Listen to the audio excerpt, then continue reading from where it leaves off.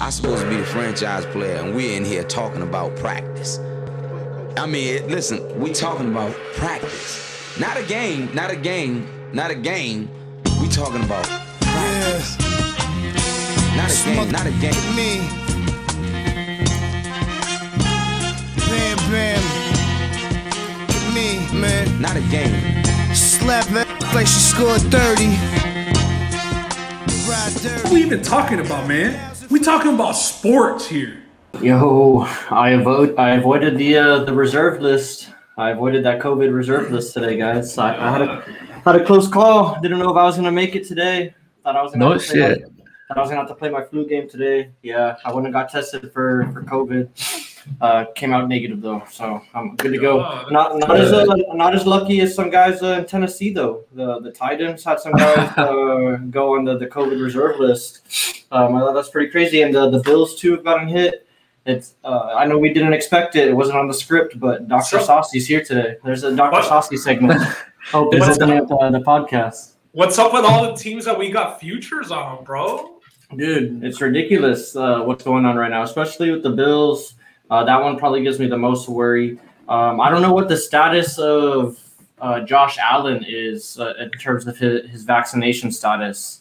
But that's going to determine. I'm pretty sure he's vaxxed. Yeah, I mean, I'd imagine he'd be vaxxed, especially how important he is to that team. I'm pretty sure somebody talked him into it, regardless of, kind of what his beliefs were. But what do you guys think about, I mean, without getting too political or what any deep into the surface or past the surface, excuse me, what do you think about like guys like Cole Beasley getting fined like $15,000 for supposedly taking 5 steps into the facility without a mask? Do you think that's a little much, or the protocols are protocols and you guys are down with it?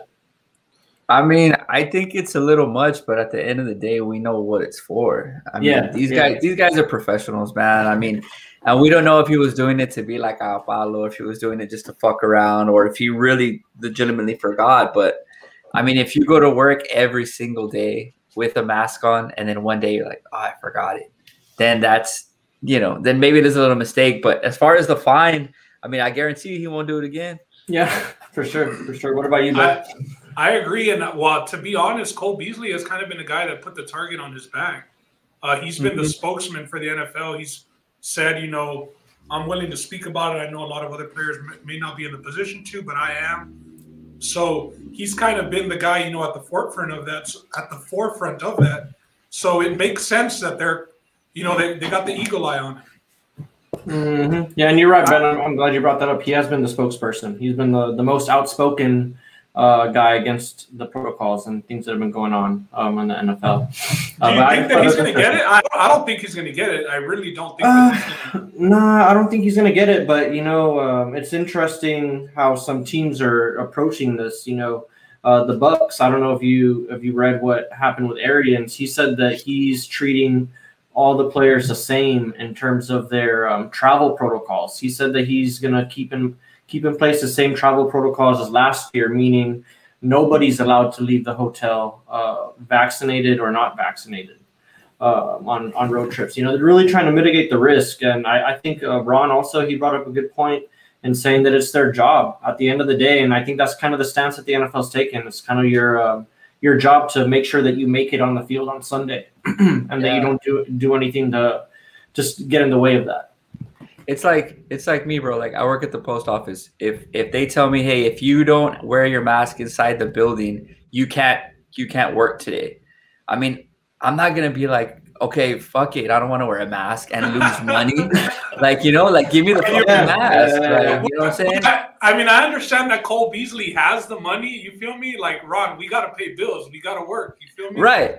But still, it's such an easy rule to follow. Yeah, just put your fucking mask on. If you don't agree with it, okay, go talk about it, go tweet about it, do whatever the hell you want. But if they say wear it or you can't play, or wear it or you can't work, then don't get pissed off when they fine you. It's just fucking rules. Yeah, it's tough. The rules are the rules, and us as the bystanders and the people who are consuming the content and betting on it, there's a lot of implications on this, right? Yeah. I mean, there's going to be more than just that typical injury report that we're paying attention to. We're going to be watching to see if anybody got put on that reserve list and was going to miss a game. So I know that has more implications past betting onto like fantasy football. Have you guys played fantasy football last year? I'm sure you guys had like an extra IR spot. So, I mean, we're getting to that season here with fantasy football coming up. And so, just to move it to a lighter topic, this is the We Talking About Sports podcast. This is episode 51. We're back again to do the top wide receiver list and the breakdown to NFC South and give you guys another divisional breakdown. So, Ron and Ben, what have you guys been up to since episode 50? Same old damn thing, dog. Just I work all day, and then as soon as I'm done with work, I've just been going hard, man, with the wedding stuff, and it's getting fucking frustrating as fuck. I'll tell you that, and expensive, bro. I didn't know fucking flowers cost $2,300, bro.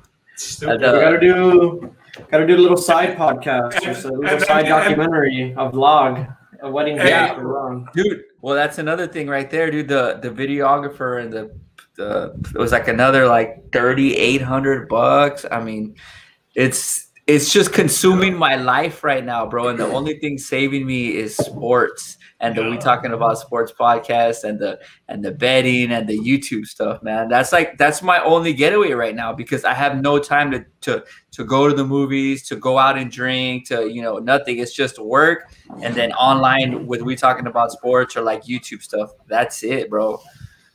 Yeah, as someone who's been through a wedding, Ron, I understand everything that you're going through. I was lucky enough to be deployed while my mom planned the wedding. So we kind of had it easy with her doing everything, but I can only imagine as long as a cuñada's not a bridezilla, bro. Don't tell her she's being a bridezilla. No, bro, that's the thing. Like, me, like I'm very like not controlling in a way, but like I want shit to look right and I want shit to look good. So I think I'm the one who's more like, hey, we need to do this and we need to do that. Groomzilla. It's the Groomzilla rolling. No, but I thank you guys, man, for being here because this truly is like the only little getaway. It's a little outlet. Yeah, I'm sure you got some fantasy leagues coming up, or if you haven't already drafted already, you got some coming up. So tomorrow, Saturday, and Sunday, 3 in a row. Damn, there we go. Talking about sports league drafting Sunday, right? Mm-hmm. Yes, sir. Sunday, 5:30, I believe. 12-teamer. I think it's a PPR league. So yeah. What about you, Ben? Have you been drafting yet? Yeah, I actually did have 2 drafts over the weekend, so kind of just getting in the swing of that and shit. Like Ron said, man, counting down. We got week 0 college football this Saturday. I'm pumped. Got Markey coming into town tomorrow, so we're gonna tear it up this weekend. Get a round of 18 in Sunday morning as well. So there we go. Looking forward to Friday, baby. It's almost Friday. Nice. Nobody likes that noodle head. Well, it is Friday Eve, and on Friday Eve, we like to break down some sports. And without further ado, let's get into it. Let's get into that top 5 list. I know it says top 10 on this list that I'm about to put out here. We're still going to be 10 rolling. Yeah, we're going to average out. We're going to get through the 10. It's just that everybody's list is so different after the 5 spot. And a lot of it too with receivers. I think more than any other position, I think it truly does come down to preference on a lot of these guys and what you like in a receiver. So without further ado, here's everybody's list up top. And I'm just going to go through the top 5 as far as what our consensus list was. And then after that, we'll get into our 6 through 10 and, duke it out as to why we liked each guy. But this first guy was pretty easy. I mean, as you guys can tell, he was consensus across the board. For We Talking About Sports, and that's none other than Aaron Rodgers' #1 target. That's Davante Adams, number 17 out of Fresno State. In 2020, he was wide receiver 1 on the field and in fantasy. I mean, 115 catches. That's the second season that he's had over 100 catches, over 1,300 yards, and he had 18 touchdowns. That's a big number for him, 18 touchdowns. Threat anywhere you put him. You can't really match him up one-on-one. He's a supreme route runner. Can go up and get the jump ball, and he's highly effective. We talked about it when we were talking about fantasy a couple of podcasts ago. I don't remember which one it was, but he's extremely effective down near the goal line. They love going to him in those short yardage situations to rack up those touchdowns. He's lethal down there. So without further ado, Ben, what's your favorite thing about Davante Adams? Is it that he has number 12 throwing him the ball, or what do you like about him on the field? That chemistry and that connection, pretty much. I think it's the best wide receiver QB connection in all of football at the moment. I think that's there's a lot of sayings to death, taxes, and then fill in the blank. And I think death, taxes, and Aaron Rodgers to Davante Adams, man. As somebody who saw them play, we went up to a game against it was the Packers against the Texans in Houston last year. We went Mondo and Steph were up here, so we all went to the game and seeing it firsthand, bro. I mean, Davante Adams had about 150 yards at halftime that game. He was a beast all last year, and yeah, it was the Texans. They were the worst team in the NFL, but I mean, it's easy for the guy, and it's easy for Aaron Rodgers. So I think it was an easy decision for all of us to have him number one. For sure. Yeah, I mean, it's yes, the Rodgers to Davante Adams, whole connection is huge. But the guy has skills. I mean, you can't say that Rodgers is just feeding him the ball, forcing him the ball. I mean, he still has other decent options out there, besides Adams. But Adams does make it look so easy. There are a lot of wide receivers who have crazy skills, but they just don't have that quarterback out there. So, with them working together, it makes him look that much better. I mean, it is easier when you have a certain coverage and that the ball's needs to be somewhere and it's there, and that's what's going to make him probably the number one wide receiver in fantasy and in the league. Again, they're out to prove something this year, man. So Davante Adams consensus. I mean, I don't think anybody else would differ. Yeah, and the big thing for me is just the touchdowns, man. He's true. Good point. He knows how to find the end zone. He had 1, 2, 3, 4. He had 5 multi-touchdown games. He had 2 3-touchdown games. Dude's a beast. Something we alluded to when breaking down the running backs too, Roland. That Aaron Jones. I mean, all the touchdowns go to Davante Adams. Mm-hmm. And he had 7 games over 100. So this guy, he's a monster. He's wide receiver number 1. And the other thing, he's 6'1". He's not the tallest guy, but he looks a lot bigger on the field for some reason. He looks like he's a lankier guy than it would show up on the stat sheet of the box score. Yeah, I'm going to be interested to see if he gets a contract extension done before the season ends. Because I know that. Go ahead. No. I was just going to say that it would benefit the Packers to go ahead and get that done because he's going to put up crazy numbers and then not have Rodgers next year. So you probably should want to lock him up as soon as possible. But that is something to keep an eye out and see if maybe he just walks at the end of the year too. But does he have a choice to leave? Because I think if Rodgers is gone, he's gone. And see, that's the thing too. I think that's the interesting thing, and that's why I think the Packers ought to get this done soon. Before like week 4 or 5. Before the season drags on, because I think he might. I don't know if he'll follow Aaron Rodgers, but I definitely think he'll listen a lot more once Aaron Rodgers walks out the door to other teams. Can he hit the free agency after this year? Let me check that out. But dude, one thing I was just gonna go ahead, Ron. What's your thought? No, I was just gonna say because I mean a lot of teams would throw stupid money at this guy, but I just don't know if it's free agency or if it's when his contract's up. And I was gonna ask the question, just back to the field while I look up his contract. Do you think this is a number 1 receiver that you put him with any of these guys as quarterbacks that are on the top list or whatever? Or anywhere in the NFL, and he's going to be a beast. Sure, the numbers might not be there, but do you think he's, I guess, system-proof or quarterback-proof? Like he'll transfer no matter where he's playing. Yeah. Easy, yeah. He's easily quarterback-proof. I agree. I mean, I know that he's got one of the top quarterbacks, and he's had him for his whole career. He's had Aaron Rodgers, but like Ron said, there's no denying the guy. He mentioned that Davante Adams is, skilled, one of the top skilled receivers in the league. It's not necessary that Aaron Rodgers makes him. Yes, does he make it easier and make it better for him?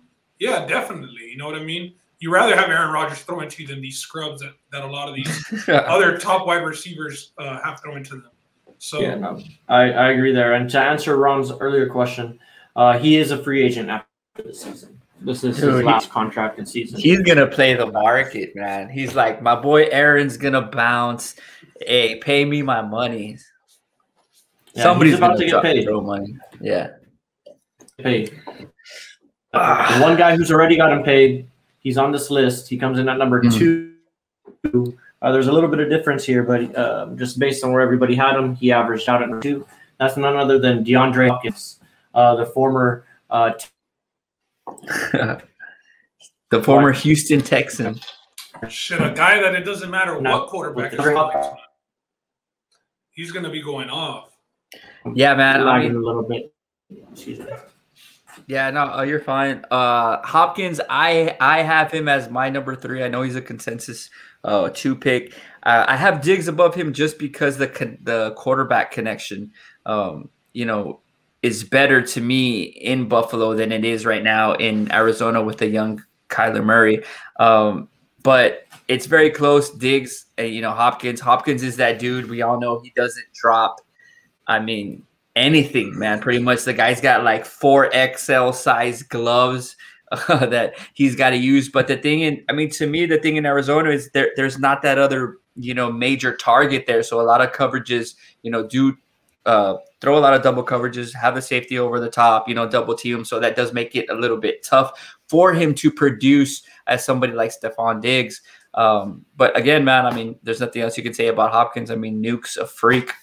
I myself was a little down on Hopkins this year, and it's more based off Kyler Murray because Hopkins is the type of guy where most of the time, it really doesn't matter who's his quarterback. You saw that for most of his prime in Houston when he was putting up double-digit touchdown seasons with Osweiler and, what was the other dude's name from the Patriots? Hoyer.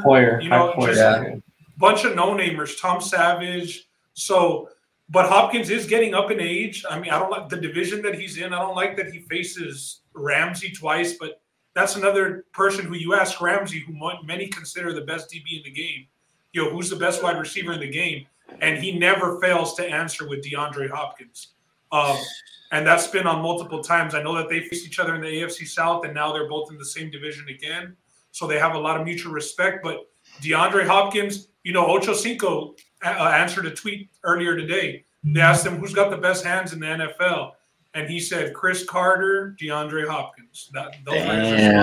That's respect. So everybody, DeAndre Hopkins to that standard with his hands. I mean, the guy's got paws, and it almost seems like he's got stickum on his hands. Yeah, he's got hands. Yeah, the stickum looked like he had that on his hands with that Hail Mary catch against the Bills. Yeah, that was insane for sure. And Hopkins, to what both of you guys alluded to, his hands. Last season he had a less than a percentage drop rate. So I don't know what his targets were, but his drop rate was 0.9%. So you throw the ball to Hopkins, he's going to catch it. Doesn't matter if it's contested either, because he goes up and gets those contested balls. And he's also another guy like Devontae Adams, who is pretty effective in the red zone. He hauled in 14 catches within a yard. Hold on, let me see this. He got stopped. He got stopped at the 1 and 2 a lot last season. He should have scored a lot more touchdowns last year. And if you're betting fantasy, maybe you bet that the touchdowns come this season, because he did get shorted on a couple last year. But Hopkins comes in at number 2. Moving on to number 3, and I think this one I fiddled with him at 2. I went with Hopkins just because I like him more as a route runner, I guess, over Tyreek on the hands as well. And without further ado, the number 3 receiver is Tyreek Hill. He's coming off probably the best year of his career statistically. He had close to 1,300 yards on 87 catches, 15 touchdowns.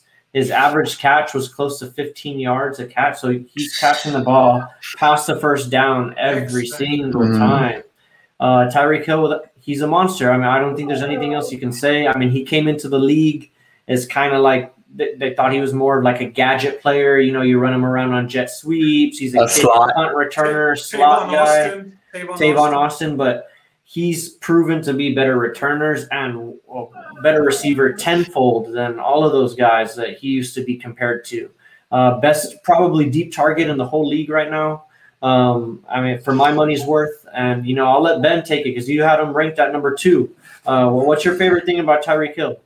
I did have him at number 2, and I had him above Hopkins, and I got a lot of love for Hopkins, so that tells you a lot. But the thing that I get with Tyreek Hill, I mean, we're not even going to mention that Patrick Mahomes is throwing in the ball.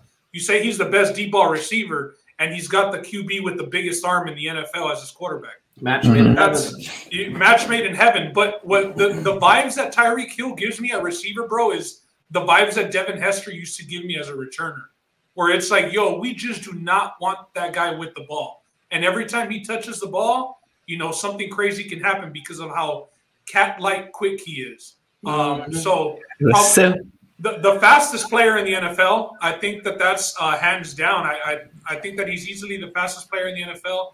And the open field, man, I mean, just the ability to make people miss and get over the top of the defense.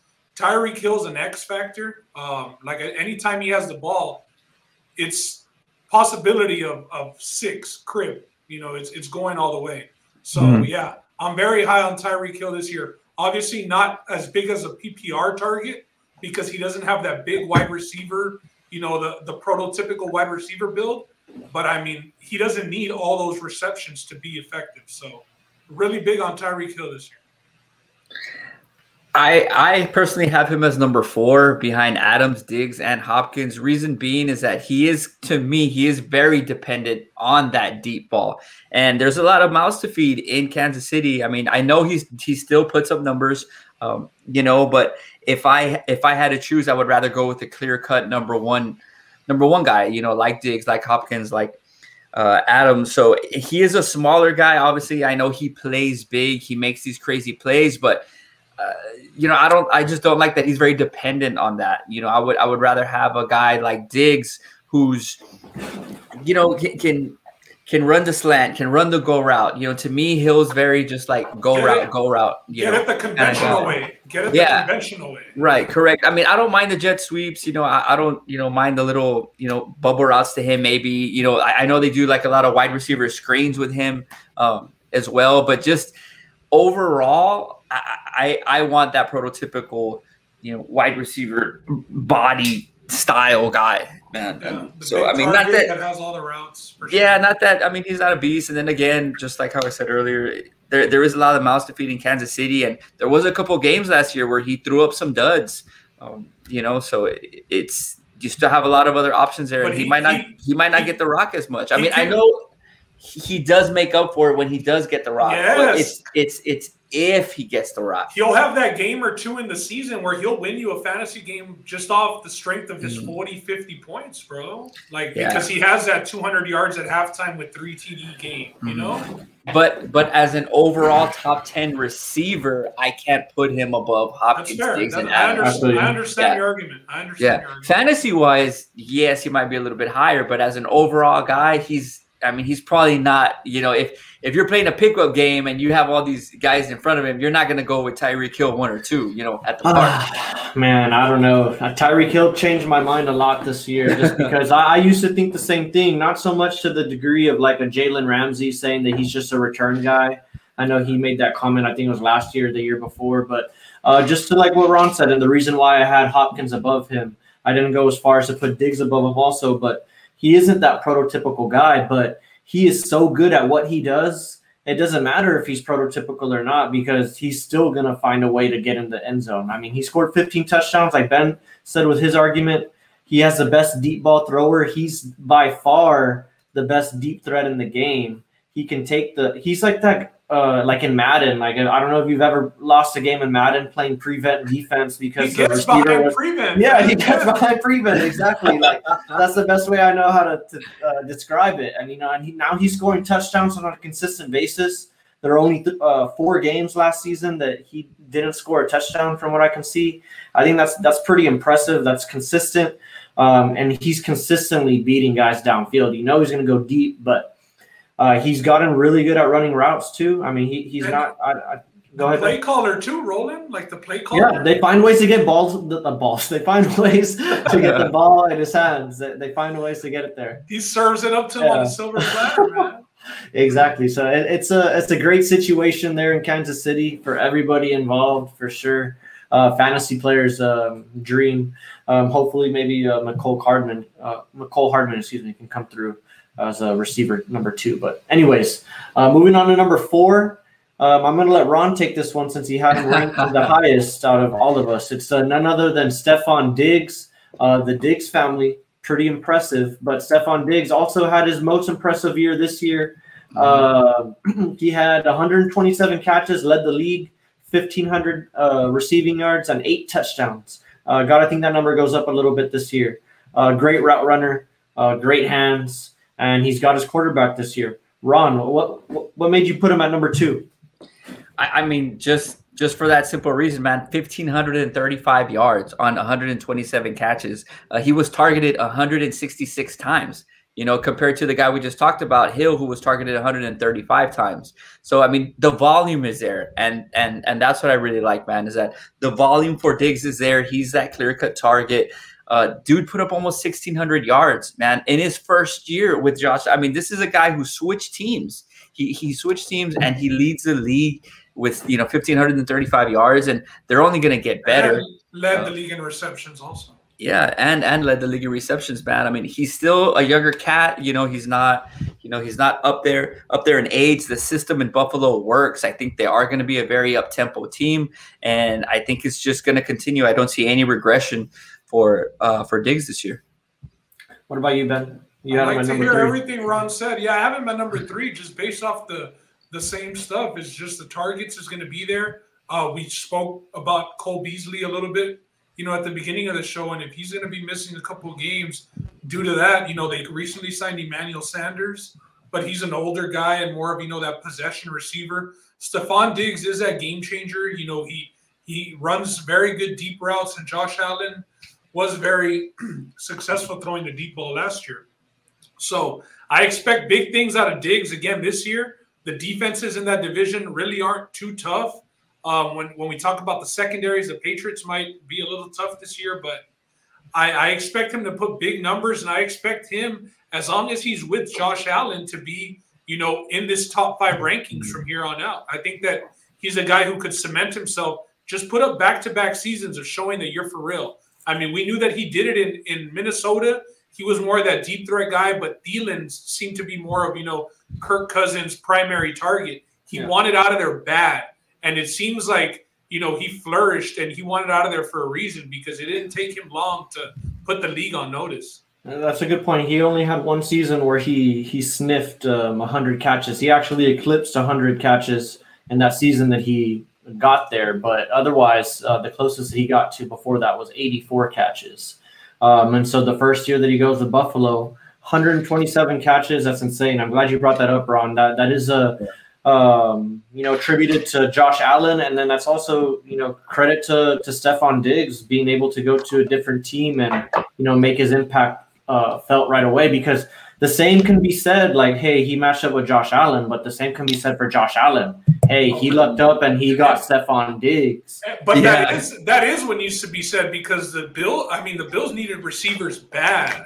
Let's not forget all that they gave up. John Brown was their best receiver before that. Roland, and the camarada that said God didn't want me to catch the ball that one time. Remember that dude that dropped the ball? I forget what that guy's name was. He dropped it, and he said God didn't want me to catch it after the game. But Stefon Diggs, bro, he definitely helped the Bills, because the Bills' passing game was not this prominent. Josh Allen was not this good until Stefon Diggs got there and gave him that threat of, he can run every route in the route tree pretty much. Yeah, and then we just talked about Hopkins. Yes, I know Kyler Murray is a little bit younger, but in D-Hop's first year with the Cards, he didn't put up anything close to these numbers the way that Diggs did in his first year in Buffalo. I know it's a little bit different situation, but every time a wide receiver goes to a new team that first year, he doesn't explode. It doesn't always work out, and it definitely worked out for the Bills. And receptions on your first year, that's big. Diggs had the.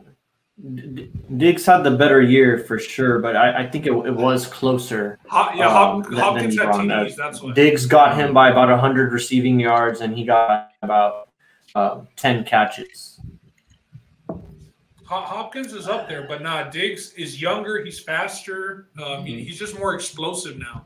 He's hitting his prime, and Hopkins is towards the back end. We all had Hopkins still in our top 5, but I had Diggs over Hopkins this year as well. So the big question for me on Diggs is not really even a question. It's just what stood out to me first is he only had 8 touchdowns. Do both of you guys expect that number to go up this year?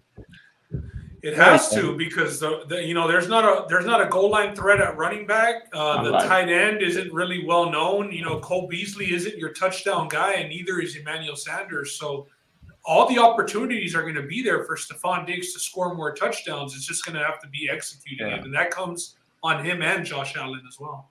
The door is definitely open. At least we can say that the potential is there. Yep, he just needs to become that red zone guy that Hopkins and Adams are for their team. Correct. Alrighty, well, that was Stephon Diggs at number 4. We're going to go ahead and move on to number 5, and that's the rookie. This one's pretty close. Again, I think right at this point, it just gets to preference and where you have certain guys ranked. Yeah, it starts getting a little wild here, but this guy, he was the number 5. I don't think he ranked too low on anybody's list. I think the lowest he was at 8 with Ron's rankings, but I had him at 5. Justin had him at 6, and Ben also had him at 6. That's Justin Jefferson, the rookie out of LSU. The less talked about wide receiver from that year with Joe Burrow. Justin Jefferson, 88 catches, 1,400 yards, 7 touchdowns. With the Minnesota Vikings in his rookie year. That was good enough for Offensive Rookie of the Year. Monster season. I think if I'm not mistaken, I'm about to pull up his game log. He came on pretty strong towards the end of the season and really had a good showing. So what's your knock on Justin Jefferson, Ron? Why'd you have him ranked so low? The only knock is that he's exactly what you said. He's still that younger guy, so we don't, obviously he tore it up at the end, but he's just not established. Yes, he tore it up. I think he wasn't a starter until week 3. I think in week 10 was when he started getting, 90%, it says, of the snap counts. Again, when he did come in, 125 targets, 88 catches, 1,400 yards, and 7 TDs.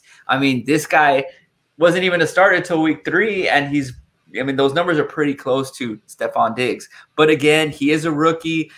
Kirk Cousins is not my favorite quarterback, so I don't have all the faith that even if Jefferson has the potential to ball out, he doesn't have quarterbacks like Rodgers, like Allen, like Patty throwing them the rock. So that's the only reason why I had him low on my list, is because he's so young and his numbers were so good, and this guy's might be the new face of the wide receiver in the NFL. But can he do it again, and will he have his quarterback to back him up? That's the only reason why I had him at number 8. But this guy's an absolute freak, man. I hope that he does as well as he did last year this year. It's a fair point, Ron. Fair point. What about you, Ben? What do you like about Jefferson at 6 or 5? Why I like him, I had him at 6. I had Ridley at 5. But to even be considered top 5 in your second year in the NFL is pretty crazy. The reason why I had him that high is, yes, it was his rookie year, but what we've seen from these wide receivers is to have their second year be their blow-up year.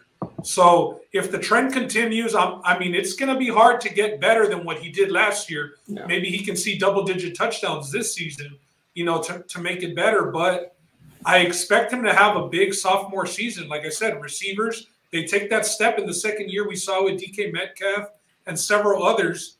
But I have big expectations for Jefferson. I think he's the one now there. They went into the season with Thielen as the one. Yeah. Now Jefferson is the one. Yeah, agreed. And, the fact that Thielen is still there, though, that helps out a lot, man. Because I think with a lot of these guys that we've pointed out here in the top 5, other than maybe Devontae Adams and DeAndre Hopkins, it's very hard to double team these guys because there's other options on the field, and they get a lot of single coverage. And Justin Jefferson, he's a monster on man-to-man coverage. You can't D him up man-to-man. He's probably already as a rookie in the top 5 of beating man-to-man coverage. So I like the fact that he still has Thielen. He has Dalvin Cook in the backfield. So there's a lot of other things to pay attention to on the offense, and Justin Jefferson's gonna have an opportunity to keep on operating. But he had the most receiving yards for a rookie in NFL history, bro. That's crazy. Yeah, he beat Randy Moss's record, right? I think that's who had it before that. Second team All Pro as a rookie. Yeah, that's crazy. That's crazy as a rookie. But the one thing about Thielen being there is that Thielen is a very good red zone target, man. The guy catches touchdowns. He does do that. So in that aspect, he does take away from Jefferson. Let's just hope that, like Ron mentioned, he wasn't starting until week 4 with a full, and now they added an extra game this year. So maybe we could see better numbers with an extra 5 games of starting under his belt. Before we move on, like down the list, I'm thinking about that now. Like, do all these guys that are getting to play with this extra game, like when it comes to like all-time passing yards and receiving yards, like do you have to add like an asterisk? Like that's not fair to the guys that played 16 games for the past 50 seasons. Like that's ridiculous. I would be pissed off if I'm Jerry Rice and like somebody beats me because they played their whole career with an extra game.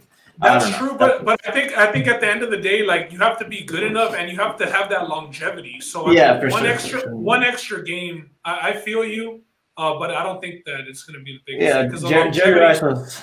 To beat records, you got to play a long time. Yeah, well, not just that, but you got to be on a good squad too. I mean, Jerry Rice was like on an all-time favorite squad, had a Hall of Famer first ballot, throwing him the ball, and and he did, like Ben said, play for a long time. But when you're going to the to the championships every year, or the Super Bowl every year, you're going to be at the top of those records. So it's kind of the same thing here. One extra game isn't really going to matter as far as records, but it is a good point because that's the basis of it. It's a base 16 schedule and a base 17. It's not like, hey, you did good, you got a chance to go to the playoffs. Here it's like a basketball. Basketball went to 5 quarters. It's like well, I'm glad let's just break it down to one season though. What about like Randy Moss or not Randy Moss? Randy Moss. I would be pissed off if one of these receivers, single season receiving record. There you go. If one of these receivers beat my receiving touchdown record, I'd be pretty pissed with an extra. Well, shit, even for Jefferson, now the rookies this year have an extra game to beat his record. That's true. Yeah. Okay. So it's the single game records that are more important here. But there's got to be a little season record. Little asterisks there. So, okay, without further ado, that was the top 5. That's all that we have for the consensus, but we are going to give all of our respective number 10s, or 6 through 10 here. And I'll just quickly say Justin's as we go through the list, but I'll throw it to, I guess, Ron here, because you have the most different number 6 out of everybody here, I think. You have AJ Brown. I'm not going to AJ Brown. Yeah, I'm just gonna roll through my 6 through 10 because, like you said, they're all so different. So at 6, I have AJ Brown. He's a big dude with Tanning throwing him the ball. He had a breakout year last year. I think the addition of Julio Jones is only gonna help him. Because he's not gonna get as attention, huh? We know Julio don't catch touchdowns. That's why it's going to help. Yeah, but not just that. He's going to get attention.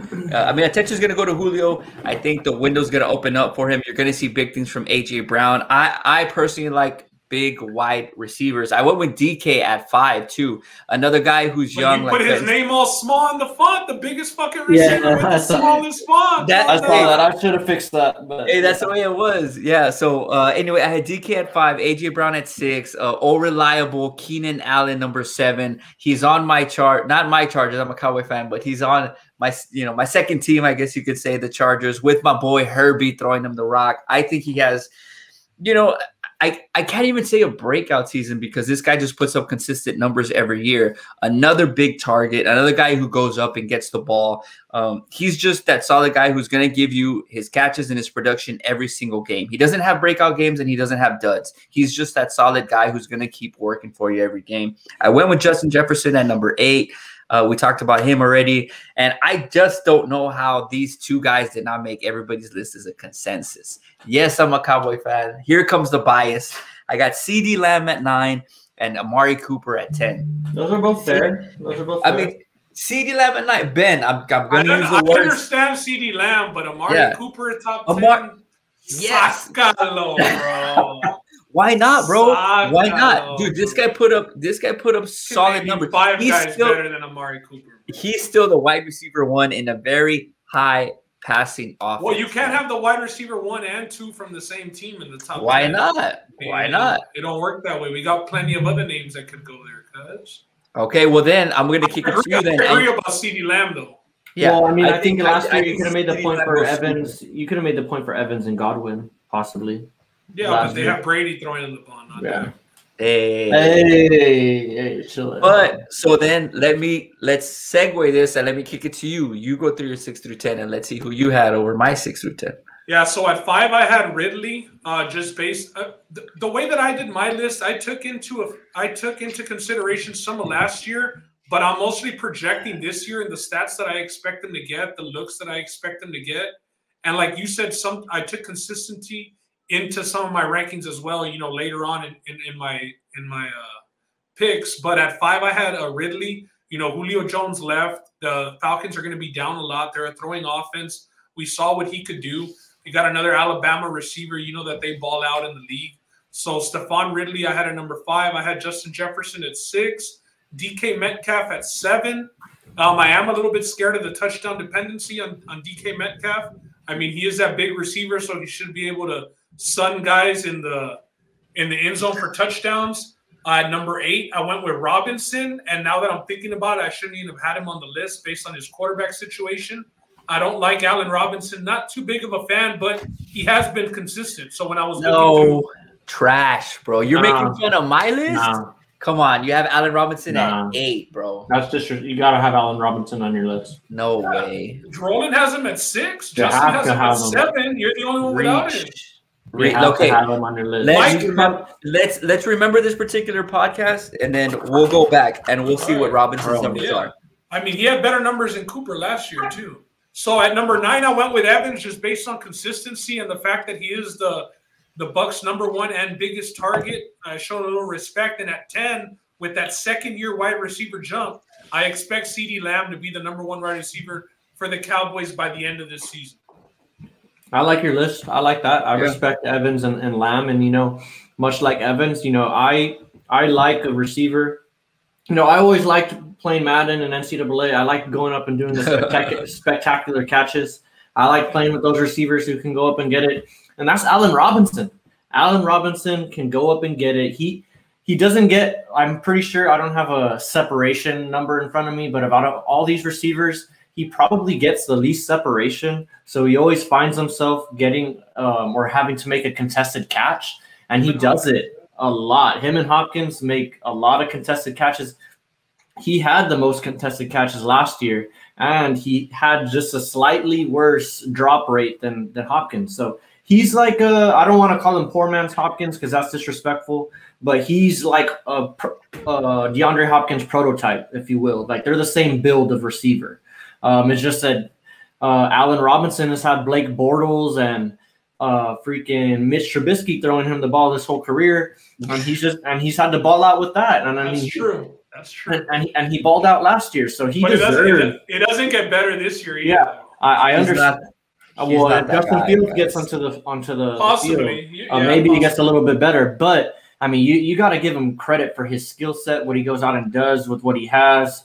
I understand, you know, his quarterback situation's not as good as some of these other guys, but got to give him his respect. That was my number 6. Number 7, not going to spend too much time on him. A lot of it's just respect for what he's done in the past, and I don't think he's fallen off as much as Michael Thomas. I still think he's a supreme route runner. He's going to do good with Jameis Winston once he gets on the field. Talk about his stats, Roland. Throw out some numbers for us. Roland. I'm moving past 7. Come on, you're the stats guy. Julio Jones, another guy I give respect to. He only played like 6 or 7 games last year. Injured, much like Michael Thomas. Got to throw out what he did in the last season or two and just look at what he's given you over the totality of his career. And he's still, when healthy, a one-of-a-kind receiver out of all these guys. I don't think there's a guy on this list that's built like Julio Jones, other than maybe DK Metcalf. But anyways, he's my number 10. And don't want to skip Calvin Ridley. Big on Calvin Ridley this year, more fantasy-wise, though, more than anything. But I think this is going to be his first year as a wide receiver 1, like completely, like he doesn't have anybody on the other side of him. And he's only going to eat. I mean, his stats are only going to get better. So that's why I'm saying fantasy-wise, he's going to be a monster. But not with 50-year-old Matt Ryan throwing him the ball. Ron's shaking his head over there like he's going to be Juju when AB left, bro. Like, I had so much respect for your quarterback and your running back. For your running back list, Roland, and your wide receiver list is just it's throwing me for a loop, pal. I can't get with Michael Thomas and his 600 yards being in the top 10 because he's going to have another 600 yards this season. Well, if he gets on the field, I mean, even more reason to not have him top 10. Skill-wise, he's still there. He's still there in the top 10 for me. And let's not forget how many picks Winston's going to throw trying to get him the rock. Hey, Roland, I would have more respect for you putting Callaway in your top 10. Jameis got LASIK now. Jameis has LASIK. Things are going to be good. He's going to put up better numbers than Mike Evans did when he was with Jameis Winston. He just needs to get on the field. You got him confused with Callaway. Dude who's been tearing it up. Hey, that guy looks good too. But moving on, I like me some DK Metcalf. I think he's a guy who's probably going to ascend through this list throughout the year. Another guy that's going to be looked at as a wide receiver 1 from the start of the season. I don't know if that was the case last year. They wanted to see what they had with him, and he delivered. The only thing for me is he did have some games where he just completely disappeared. And I thought that's the only thing he had a stretch of games where he kind of disappeared, and he had a few where he popped off and put up some crazy numbers, and that's why he ended up on my list at 10. For me at 10, it was really between CeeDee Lamb and DK Metcalf. I had CeeDee right there. I wanted to put him there, but I like DK's quarterback situation a little bit more than down in Dak.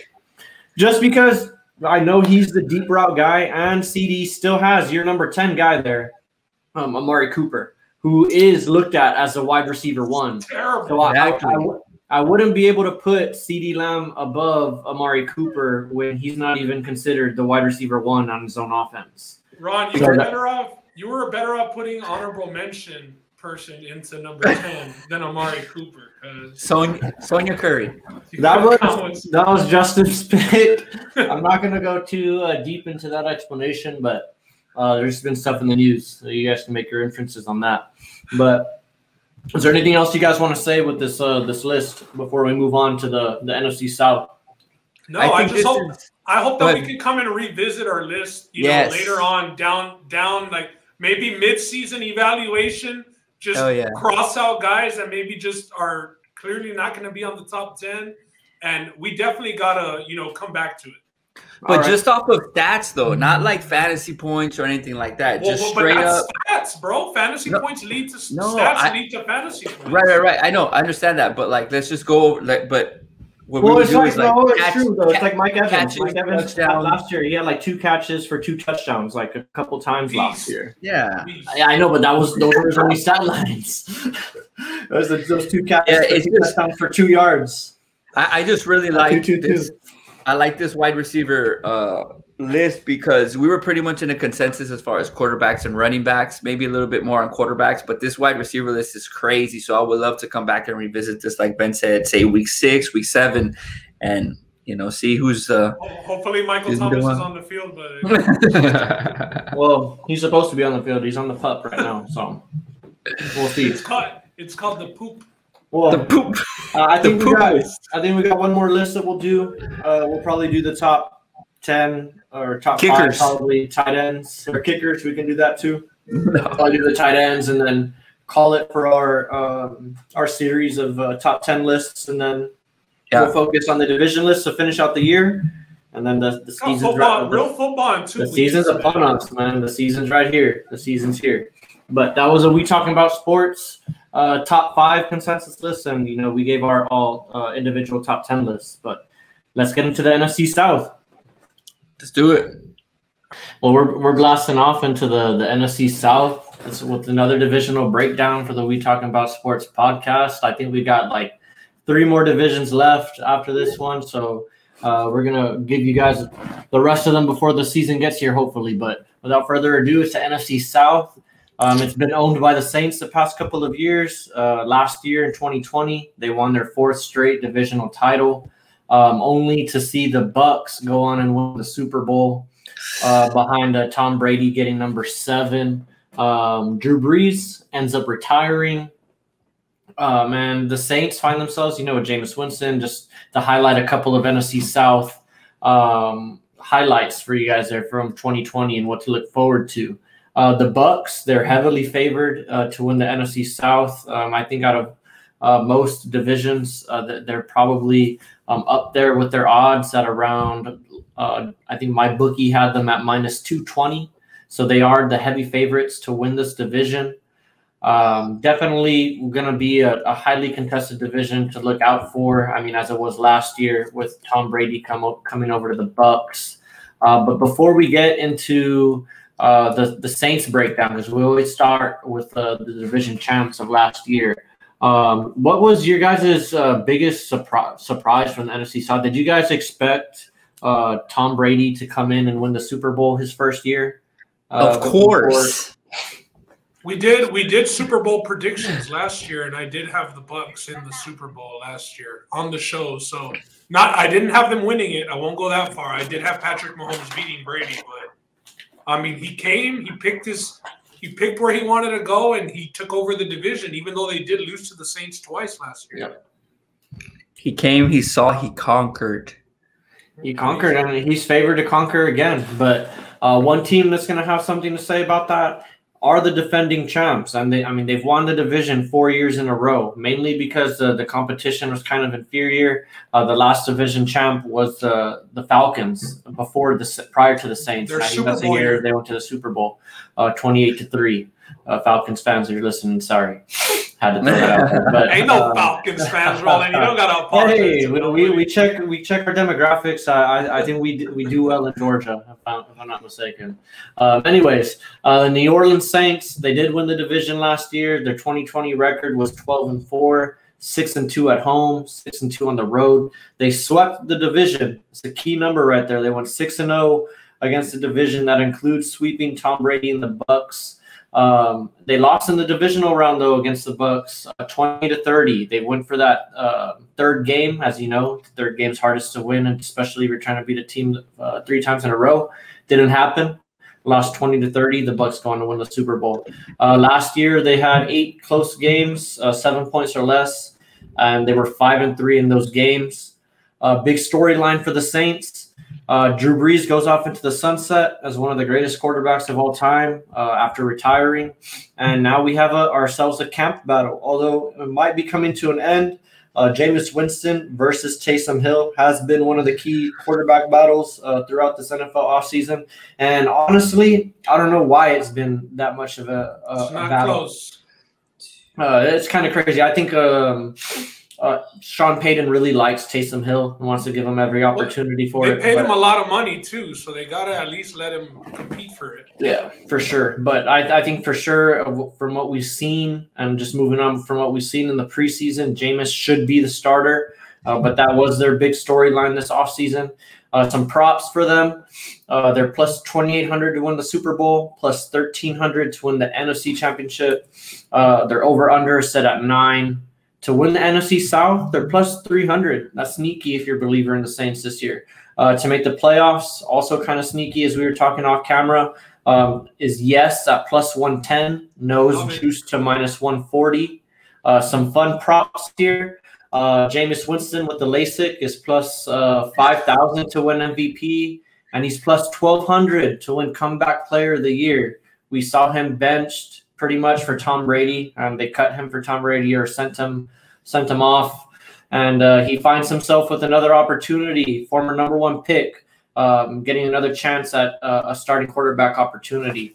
Some additions for them this year. They did add Jeff Heath, a safety from the Raiders, Nick Vanette from the Broncos, and some guy, Tano Kapasagnon, from edge rusher from the Chiefs. I butchered his name, but I apologize. Did you, Robin? But I will say the Saints, just one of those teams that they're pretty much, they're saying that they're good with what they got. They're not adding too much. They didn't lose too much, other than Drew Brees. That's saying a lot, though. They did lose Drew Brees, although he was on his last arm. He or his last legs. There towards the end. Sheldon Rankins leaves. Emmanuel Sanders leaves after a year, and they also lose Jared Cook and Janoris Jenkins, cornerback, going over to the Titans. But they did add some guys. I think their first-round pick was Peyton Turner, defensive end out of Houston. And they added another quarterback, Ian Book, in the 4th round. Book out of Notre Dame. Notre Dame 2021 schedule is ranked 22 on the strength of schedule list based on 2021 percentage. And Ben, you were talking a lot off camera about your love for these guys potentially making the playoffs. What is it about the Saints that has you going back for more? I'm very bullish on the Saints. I'm very bullish. You know, last year I was very against Drew Brees. I said the guy can't throw anymore. He can't throw. Well, I think that the Saints got better than they were last year. And last year they were a playoff team. They won the division. Now, while I think that, you know, Winston is going to have some revenge going into those games against Tampa Bay. But I could see them dropping one of those and getting one of those. I'm very bullish on the Saints this year, man. I think they're well coached. I like the defense from the D-line all the way to the secondary, Lattimore. They didn't lose a lot of their key components. I know that Mike Thomas is on the PUP list. That at least has him out until week 6. But he missed more than 6 weeks last season. And they had Taysom Hill starting at quarterback, and they made playoffs. I think it's a no-brainer. Like you said, you got to start Jameis Winston. Alvin Kamara, you know what you're going to get from him as long as he's healthy. And Jameis Winston's going to push the ball downfield. And as long as you have receivers who have that NFL speed and, you know, can be competitive, Jameis Winston's going to give him a chance. Taysom Hill ain't going to give him a chance on 5-yard ins and slant routes. Yeah, you need a guy who can give you a chance for sure. And Jameis is going to put it up there, bro. I mean, we've already seen him make this kid Callaway an 8. I went into one of my leagues already on the waiver wire. Sony Michel and Callaway both picked up over the weekend. So people are drinking. He already at work. I love it. People are drinking the Kool-Aid, but I like what the Saints have, man. I really do, and I love plus money on them to make the playoffs. So for me personally, I will be on Saints to make the playoffs. Yes, plus 110. I think that Sean Payton has showed us that he's a playoff coach. For sure, for sure. And Jameis is in arguably a slightly better situation with the Saints today than he was with the Bucks back in those days, because the Bucks were still building up, right? He dealt with some pretty bad offensive lines, some pretty bad teams. I know there towards the end, the team looked like it was ready to compete, and his turnovers were holding them back. But as long as he can keep the turnovers in check, the key for me and this Saints team is whether they can avoid getting swept by Tampa Bay. I think if they can win one of those Tampa Bay games, I have them in the playoffs too. And I agree with you. I think that plus 110 is sneaky. If they can split with Tampa Bay, that changes my projections on them completely. It's just that I'm pretty bullish on Tampa Bay and the fact that they're bringing everybody. But they did sweep Tampa Bay in the regular season last year, so you got to think they at least get one. So, Ron, do you think that maybe like the confidence that the Saints show in Jameis Winston, because Bruce Arians over there with Tampa Bay would shit on him constantly, and we know that he's even been hard on Tom Brady and on the team. You know, this spring training on how they're practicing, throwing them under the bus. Arians doesn't hold anything back. Do you think that maybe the Saints and their confidence behind Jameis Winston will lead him to success? Is it a better situation in your opinion? Hell no. Chinga. To me, Jameis Winston is not the answer, guys. He's not the answer. Taysom Hill is not the answer. You don't have Michael Thomas. I'm totally on the other side of the fence here with you guys, man. I have their That's team. good for us, Roland. I have their Good fun. I have their win total at 7, ceiling 8. I mean, if you look at their depth chart, man, yes, I know they have Kamara and they have Latavius Murray. They signed Devontae Freeman. It says, I mean, their backs are there. I don't know if Freeman's still there, whatever. But Michael Thomas is out. Traquan Smith is already listed as questionable. They have guys Marquez Callaway. You have Ty Montgomery, who's already washed. Chris Hogan, who wasn't. I mean, his best times were in 24/7. We're in a New England, man, but I just don't see it. I don't see any team that has Winston. Yes, he pushes the ball downfield. He had 30 touchdown passes, but when it's crunch time, this guy is not the answer. If it's a tie ball game at the end, he's not the quarterback that you want with the Rock, man. It's just so a lot of the stuff is going to fall on his shoulders. There's still the quarterback controversy there, but with Taysom Hill and them. So I don't see it, guys. Do you think he'll be the starter? Yes, I definitely think it will be the start because of how he's played in the preseason. He's been doing really well. His confidence is high. Like Roland said, he went to Raulito Peña and got the LASIK done. But Raulito does the Cowboys, and that shit doesn't end up good either. So you might be onto something. I mean, so all the signs are there. I mean, the preseason is going great, yes, but when it's crunch time, I don't want Jameis Winston on my team, and I think he will be the demise of the New Orleans Saints. I'm not saying that they're not going to be a good team and be in close games, but I could see them as maybe a Los Angeles Chargers kind of team this year, losing a lot of close games. Arizona Cardinals. Cardinals, yeah. So, I mean, that's just behind that. That's my 2 cents there. Change of scenery for Jameis and sitting under Drew Brees. Sean Payton plays. Does it change? Yeah, I think so. I mean, the guys. I think it can. I'm not going to go out here and say that it did because I think we still need to see it out there in the regular season. But I think it's a better situation. I think getting to sit behind Drew Brees for a year, it kind of humbled him more than anything. And it was just like, okay, like I get to see how a true professional goes into the league. Because as I said earlier, when he got drafted by Tampa Bay, he got drafted by the Buccaneers. I mean, they used to be one of those teams that nobody survived, right? Like you go there to pretty much waste away. And now they've, kind of turned things around, and kudos to them because they're they're a good franchise. They're looked at as being a good franchise now. But the Saints have always been a great franchise. I think he's with a great coach in Sean Payton, who really does wonders with quarterbacks. Because look, the way that I look at it too is the Saints, they found a way to compete with Teddy Bridgewater a couple of years. They went like 5 or 6-0 with him. And then they find a way to compete with Taysom Hill, who, as Ron was saying earlier, you're not going to win passing the ball 5 yards down the field with Taysom Hill. Like, you just can't do it. So now you give Sean Payton somebody in Jameis Winston who has the ability to go out and do it and push it, make every throw in the book because he can. He just needs to – it's the mental thing for him. Like, is he really going to force it in there and that double coverage, or is he going to, like, just dump it off or throw it away? Because now he can dump it off. He has one of the best receiving running backs in the league, Alvin Kamara. Use what's being given to you, Jameis. I love Jameis. I'm a Jameis guy. I'm going to admit I'm going to take off my jersey right now, and there's going to be a Jameis jersey over there. But I've liked him since he was at Florida State, man. I like the guy's swag. I like his ultimate confidence because even though he got humbled, he's still the most confident guy in the room. He's going to eat some W's this year. I just don't know if it's going to be I don't know if it's going to be enough W's to get to the playoffs. I'm right on the edge. I have them in my projections like at 9 or 10 wins. I think that would be good for the playoffs. So I might put in a bet there, but it sounds like we're on opposite sides as far as Ron, Ben, and myself. They're what Ben would call Dallas Cowboys 8-8 team this year. You can't go 8-8 though. I know, but 9-7. I do think 9-7 might get you into the playoffs. 10 wins for sure gets you in. I like them to make the playoffs. I'll be on yes. Ron, you had them at 7. I have them at 10. Roland has them at 9 or 10. So I'm willing to say that they make the playoffs. All right.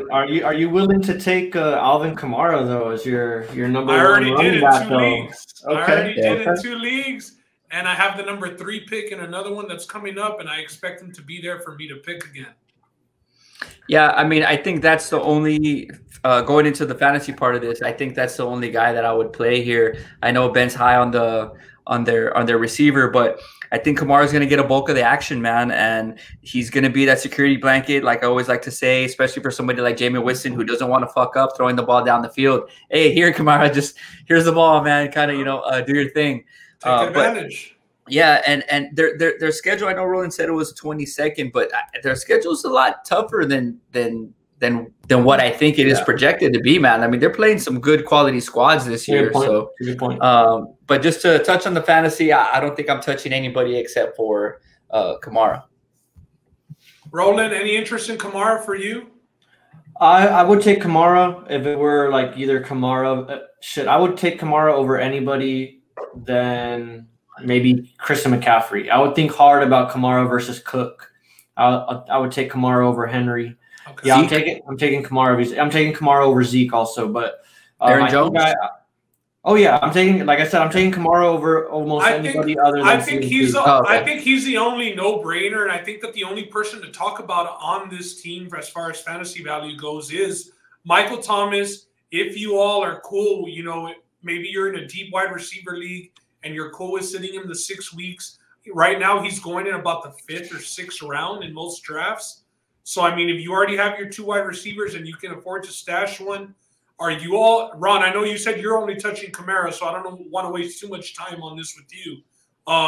Thomas is a no-go for you?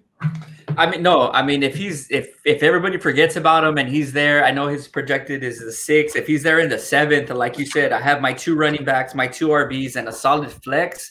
6 rounds in, shoot. Of course, I go with Michael Thomas, and then bye weeks don't start hitting until like week 5, week 6 when he's supposed to come back. So the timetable is there too. Yeah. I mean, I would probably get Michael Thomas in round 7 before I get a quarterback, I'd say.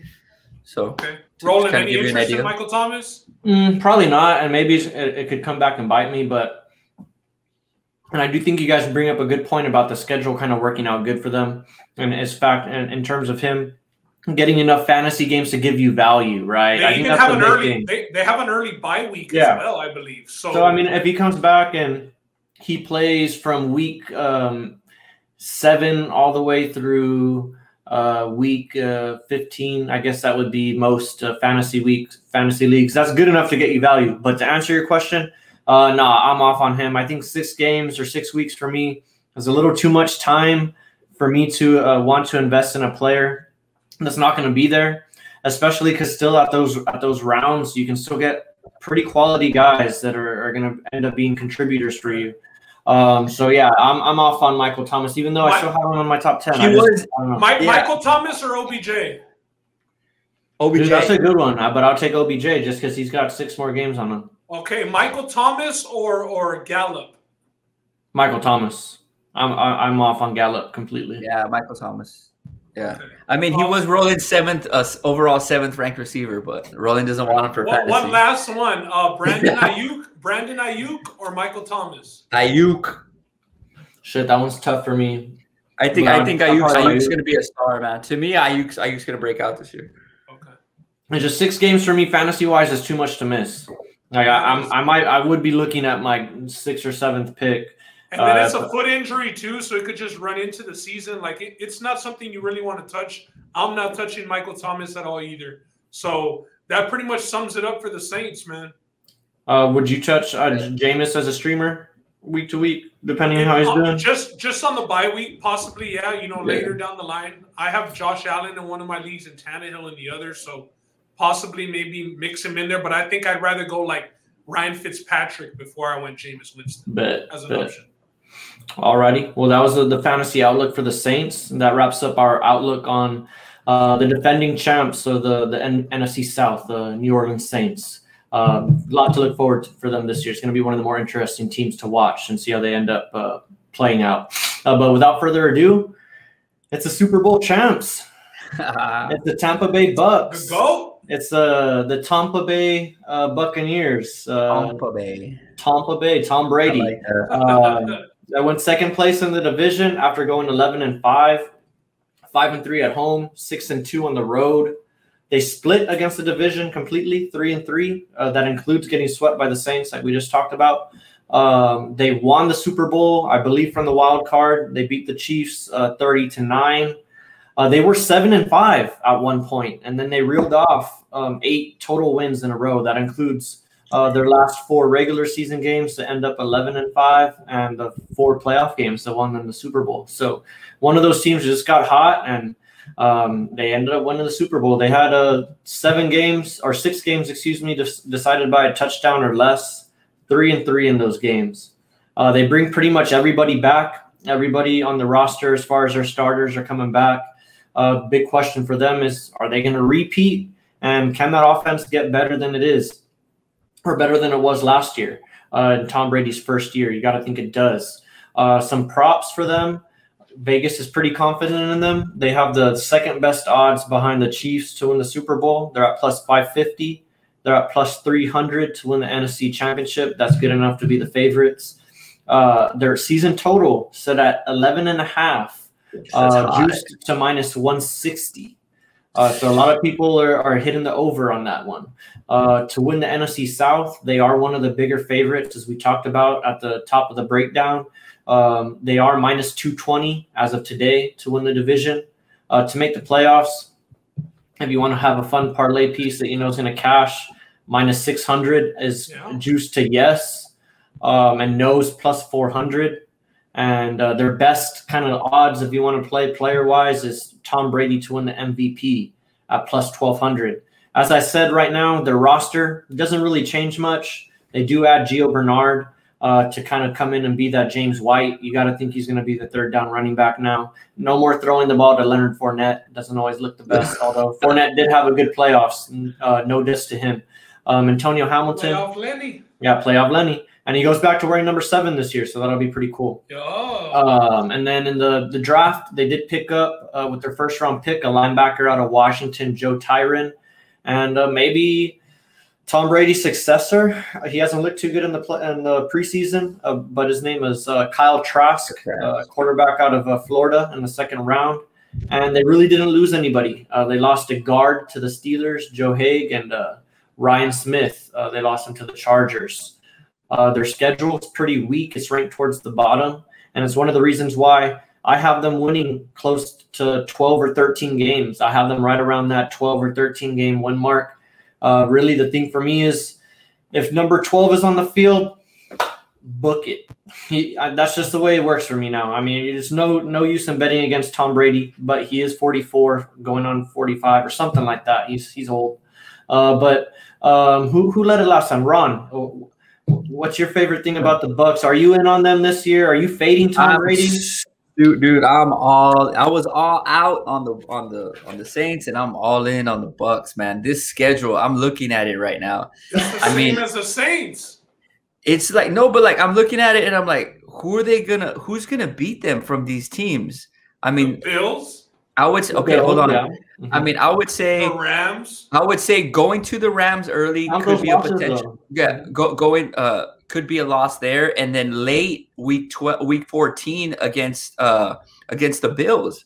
I mean, other than that, man, I mean, New Orleans, Carolina twice, the Jets, New Orleans beat them last year twice. The Bears, yeah, but it's not the same team, and I'm not high. I mean, in my perspective, I'm not high on the Saints. I mean, Miami, New England, Atlanta twice as well. Do you like them in that New England game? Do you like them in the reunion game?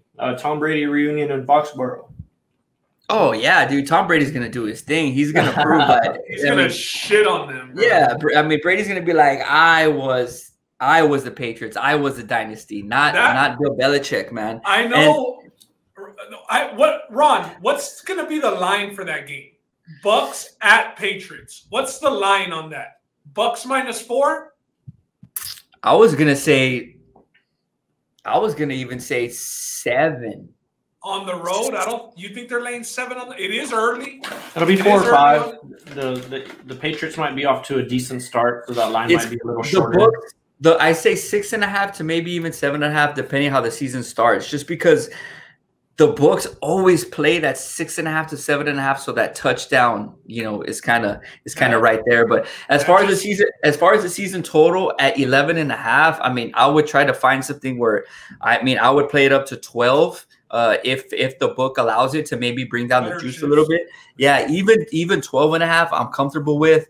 I just don't see him. I don't see him losing a lot of games. Put him in the Super Bowl, cuz. Put him in the fucking Super Bowl. Hey, that's my segue. To win the NFC Championship at plus 300, I don't mind taking a stab at that, man. It might be the best odds that they get all year, depending how good they look. I might. And against other NFC teams, who do you guys have? Them against Green Bay. Them against Green Bay again. Green Bay? Exactly. Maybe the Rams, maybe the Niners. Yeah, but so I figured your homer ass would say the Cowboys, but Dak is healthy. You never know what happens week 1. We smash them. But, dude, I'm down to throw $50 on plus 300. Get $150 back. Why not, man? You're gonna have a chance. They're gonna be there. Out of all the props here to win the NFC Championship at plus 300, like Roland said, might be the best odds all year. I would jump on that. All right, I like that, Ron. What about you, Ben? Are you as high or are you bullish on the Bucks as Ron is? I with the one team bye week, it might make my reasoning sound stupid, and I do a lot of this comparing NFL to basketball, but I just might see them taking the season kind of like LeBron takes the NBA regular season now, kind of just coast, make it there. It don't matter where the fuck Tom goes and plays, fam. We're gonna smack y'all. So I think that they can. Last year, what did they win? 12 games. They won 11-5 last year. 11-5 last year. You add the one extra game, you chalk it up as a win, and that's why it's 11.5. So last year they didn't smash this number either. It's not like I don't know. I just feel that. But it was the first year they were all together. They didn't. It was just like, oh, here's like a new team. You guys go. A new team with fucking all stars everywhere. Cuz it's not right. Just like so they should be even better this year. And they still basically they gave the. But they're also all a year older. Like Roland's talking about Brady being 44. I'm not gonna say I'm gonna go bet under 11.5. I'm just saying I'm gonna take caution on the way they're gonna play it with a 44-year-old quarterback at the helm, where they know that they just need him to be in the tournament at the end, and he'll take care of the rest. I just don't see their emphasis to the regular season. That's Brady is all gas, no brakes, man. Yeah, I see what you're saying, and I'm probably not as bullish, but I'm closer to run on this than you on this one, just because I do believe in them getting better, having another year together. They really didn't have an off season last year. He was having to get practice in parks with these guys to get some rhythm going in the off season. Finding anyway, and that's what champions. Brady is he's a one of a kind. One more time, we'll move on. I believe in them getting better this year. Back, the only thing that holds them back, like most teams, is injury. And I in this offense, they probably have the best receiving core, just from one to, and even if you include Gronk being in there, this team to go, but. I can see a route where they do, because they were 7-5 at one point last year, and they won their last 4 games to get to 11. From that, sorry, man. It just amazes me that their win total is the same as last year. After they come off winning the Super Bowl, they don't have any, players leave, and their schedule is weak as hell. So that's why the 11.5 just kind of shocks me a little bit. The schedule is for sure. So if I will agree with that. Especially towards the end, you got Carolina, New York, Carolina. That's the way you're closing your season. Might be a team who's just looking to get better draft picks towards the end. The Falcons are at the end. The Giants are, after the bye week. So the schedule does shape up nice for them. Any given Sunday. Yeah. And then as far as you saying that they might do the LeBron mentality, they could do that game by game. If because the teams that they're playing are so weak, if they're up, then they might start resting players. toward the end of the game instead of doing it in the rest of the season. But if they're not we'll see. We'll see. Yeah, we'll see. I just don't see them, going balls to the wall for that number one seed. Like, I just feel that Tom Brady can just go into that stadium and win, But they did it last year. They didn't win the division. They were a wild card team last year. But talking about his age, wouldn't you think that Brady would want that bye week for sure to guarantee him an extra week of rest going into the playoffs? You can look at it that way. I think that the bye week could just be week 18 against the Panthers or against the Jets, week 17. And then plus getting the number one seed to give you an additional. Well, we don't know if they're getting the number one seed. I think I put my money on the Packers getting the number one seed, just based off what they're playing for. It's gonna be good. It's gonna be good. It is gonna be good. It's gonna be a good season. I like the Bucks. If I were to take a bet here, though, I'd probably take the over, just because, man, I'm really, really high on them getting at least to 12 wins this season. So that was awesome. The Tampa Bay Buccaneers as far as the regular season outlook is concerned, but they are going to be one of the more looked at teams too for fantasy, just because of that offense that they do have. They can support maybe 4 or 5 fantasy players potentially. Ben, take us through it. Yeah, we'll just go into fantasy-wise. We'll start with the backfield just because, the backfield is going later. They're going between rounds 7 and rounds 12. Ronald Jones and Leonard Fournette. I'll just ask you all, me personally, I don't have any interest in these guys. Maybe super late if Fournette's there, maybe just as some depth. But based off what I saw last year, and now they added Giovanni Bernard to be that third down, pass receiving back, I don't want anything to do with the backfield. I don't want anything to do with this backfield. If anything, late, maybe Gio Bernard, because he could potentially be like a James White. And that's in PPR leagues only. But that's about it. Ron, any love for the running backs? I agree with Roland. It'd be super late, but I would go more with Ronald Jones just because I know he will be on the field a little bit more out of those 3 backs opposed to Gio. And I think Fournette might do the LeBron James like you alluded to earlier. I think he's a guy that just still wants to be in the league. He doesn't care if he plays as much, or he's not going to be fighting for playoff time, playing time. So yeah, late. If Ronald Jones is there and I need a back and I'm low on backs, and of course I would take the reigning Super Bowl champ, a running back. That's interesting because it wasn't even planned, and I said Fournette late. Roland said Bernard late, and I said Ronald Jones. But that's how this backfield is. So that's where this back. That means don't fucking touch anybody. Stay away. Don't touch anybody. Let's move over to the wide receivers where, three of these guys are going to get picked. It just pretty much comes down to what production you see and their average draft position. So obviously Mike Evans is the first Bucs wide receiver going off the board, 3rd, 4th round. Godwin is right behind him. We're talking about like picks behind him, not even rounds behind him. And then Antonio Brown's going in around the late 6th, 7th round. Are you all looking to grab anybody? Are you just, man, if this guy's there and he's just the best available player, I'll take him? Or are you just, who would you prefer at their average draft position, or who do you trust the most on out of these wide receivers? I was gonna say Evans, but I don't want to go with a guy who has 2 other solid receivers in round 3 or 4. So Brown's going in like 6 or 7. Right. So me value-wise, I would rather go with AB round 6 or 7 instead of risking a 3rd or 4th round pick on a wide receiver who, yes, it's Mike Evans, but you could probably get another wide receiver, solid wide receiver too. Maybe it's, just somebody looks coming his way. Yes, who has a lot more, maybe like, Allen Robinson. Not Keaton.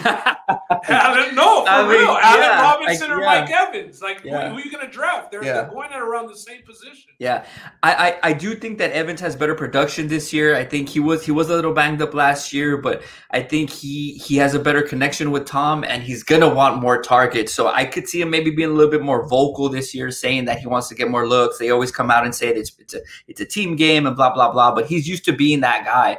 And with Brady throwing you the ball, I assume he's going to want more looks. Roland, Mike Evans is a red zone guy. Is that where you're going as well? Old Faithful, Mike Evans? You're muted, Roland. You're muted. Shit, I gotta go back to school. Gotta go back how to learn to work these mics. But no, what I was saying is this is another. It's similar. It's a better situation than the running backs, but the way that you phrase the questions, or the way that you phrase the question, you can make a argument for each guy at the respective ADP. I don't think either guy, like if you take him, would be considered a reach at where he's currently going. It just all depends on preference at that particular juncture in the draft. Because like Mike Evans, out of all the three guys, he has the most solidified role. Right. Ben just said it. He's a red zone guy. You know he's going to get touchdowns. He's had over double-digit touchdowns in a season 3 times in his career. And he did play his first or his third full season last year. But the one guy, though, that intrigues me the most is a guy that was hurt last year. He missed 4 games, was Chris Godwin. Because Chris Godwin, when he was healthy the season before, he was wide receiver number 2 in fantasy in PPR leagues. Yeah. He had 1,300 yards receiving, and he had 86 catches and 9 touchdowns. He's always been a guy that's good at finding the end zone also. He just needs to stay healthy. So I would probably venture to say that gun to head, the most reliable one at their ADP would probably be Mike Evans for me. But intriguing. I really like what Chris Godwin can do because I think his ceiling is pretty high. I think Godwin is going to be the more PPR guy on this team. He's going to be getting the receptions, but I personally agree with Ron. I like AB late, man. I think AB is a really solid flex. We've seen how much Brady likes him. We saw that automatic chemistry. As soon as he got on there, he took less money to re-sign with the Patriots. So I think that AB could finish with better numbers than Chris Godwin, possibly. So I'm on AB on this one, and now I'll just throw out some comparisons and see who you all would rather take. So AB or Robbie Anderson? AB. Okay. Mike Evans or Keenan Allen? Shit, that's a good one. Keenan Allen for me all day. I'll probably go Keenan just because he's probably the only guy in town right now, or the best target in town. What about Chris Godwin or Deontay Johnson? Chris Godwin. Yeah. Chris Godwin as well, Ron? What about Chris Godwin? Chris Godwin or OBJ? Oh, well, no, OBJ. That's a terrible comparison. Y'all would clearly go Godwin over OBJ, right? Yeah. I don't know if I would, bro. I would. Really? Honest, yeah. I mean, you guys know how high I am on the Browns this year. Yeah, you are high on the Browns. That does make very sense. High okay, on the Browns. How about Chris Godwin or Amari Cooper? Coop, dog. I'll go Cooper on this one. Yeah. Wide receiver 1? Mike Evans or CeeDee Lamb? Oh, okay. Now to me, this is a good one because you're gonna get tutties. You're gonna get tutties from Mike, but you're gonna get those PPR points from CD. Who finished? CD put some numbers with the bad quarterback. Then he was on pace with Dak to do some numbers. So I'd probably go CD. If he gets Dak the whole year. I would take CeeDee Lamb over. Yeah. I think the ceiling is way higher on CeeDee Lamb. Yeah. Do you guys know off the top of your head where his average draft position is? They're going in the same round. Third, fourth. Yeah. They're going in the same round. Yeah. And for the Bucks, then Tom Brady. Tom Brady, are y'all looking to add Tom Brady late, or he is going in around round 7, round 8, or are you looking to get lock up a quarterback early? Maybe go quarterback a little bit later with Keenan Allen. How do y'all feel about Tom Brady? There's so many targets there. I mean, he's going to have those 3 touchdown weeks. Oh, man. You get nothing running. You get nothing out of the run game from him. No scrambling yards at all. So if you punt on quarterback, Tom Brady is a good option. But there's some guys who have that love for Tom Brady, dog. And they'll draft him 3 or 4 rounds before he's supposed to go. That's the way it works with Brady, bro. You see these guys. Isn't his ADP like this? What is it, 6 or 7? 7th, 8th. 7th, 8th. Okay, I was going to say, is it 6 and 8? Between 6 and 8. Herbie's there, right? Is Herbert or Brady? Yeah, that's pretty much who you're deciding from. Herbert or Brady, Russell Wilson or Brady. Wow. I'll probably take Brady. I'll take Brady around the 7th round. I like him to put up good numbers this year, like Ben said. Not a bad look anywhere that he turns. He's turning to some all-pro players potentially. So I like the setup for Tom Brady this year. Just got to stay healthy. Fam, he gets the progression number 4, and he's looking at Gronk. Exactly. And then they're deep. I mean, I would probably just take best available there. If he's there, I mean, I would take him. But that's usually where I take a quarterback anyway. So if Herbie's, I mean, but shit, to answer your question, if it's Herbie or Brady and I'm up next, I'm going Herbert. Fuck, I would take Herbert because of the legs. I'm going Brady. I would take Brady before Russ, and I would take Herbert before Brady. I'm taking Brady over Herbert. All right. And then Gronk is going like late, but do y'all have any faith in Gronk? Is he maybe just a stream option if he's on the line that week? Yeah, streamer, and he's a playoff guy. He'll show up in the playoffs. You can't cut. Now he's LeBroning it, right? He's close to regular season. Gronk was coasting.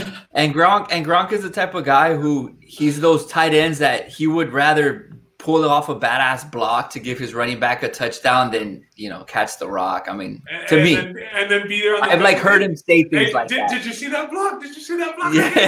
Yeah. Like I've heard him get interviewed and say shit like that. So he's just that guy. Yeah. He'd rather go and pancake somebody. He'd go rather than pancake a defensive end. Exactly. And then go tell the running back, hey, you see me pancake that guy and freeze you up. He scored a touchdown, baby. So that pretty much wraps it up for the Patriots, man. A lot of fantasy options on this team.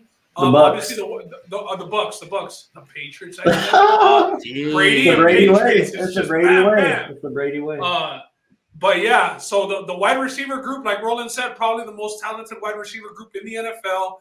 They do go 3 deep. I know the Titans could say something about it with Julio and AJ, but I mean, Tom Brady, it's crazy that at 44 years old, he's got the best weapons in his career.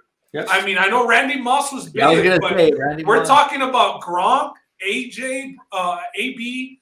We're talking about Godwin, and we're talking about Mike Evans, bro. I mean, that's options for days. I'm glad you guys brought up AB though, because I didn't pick him as my guy.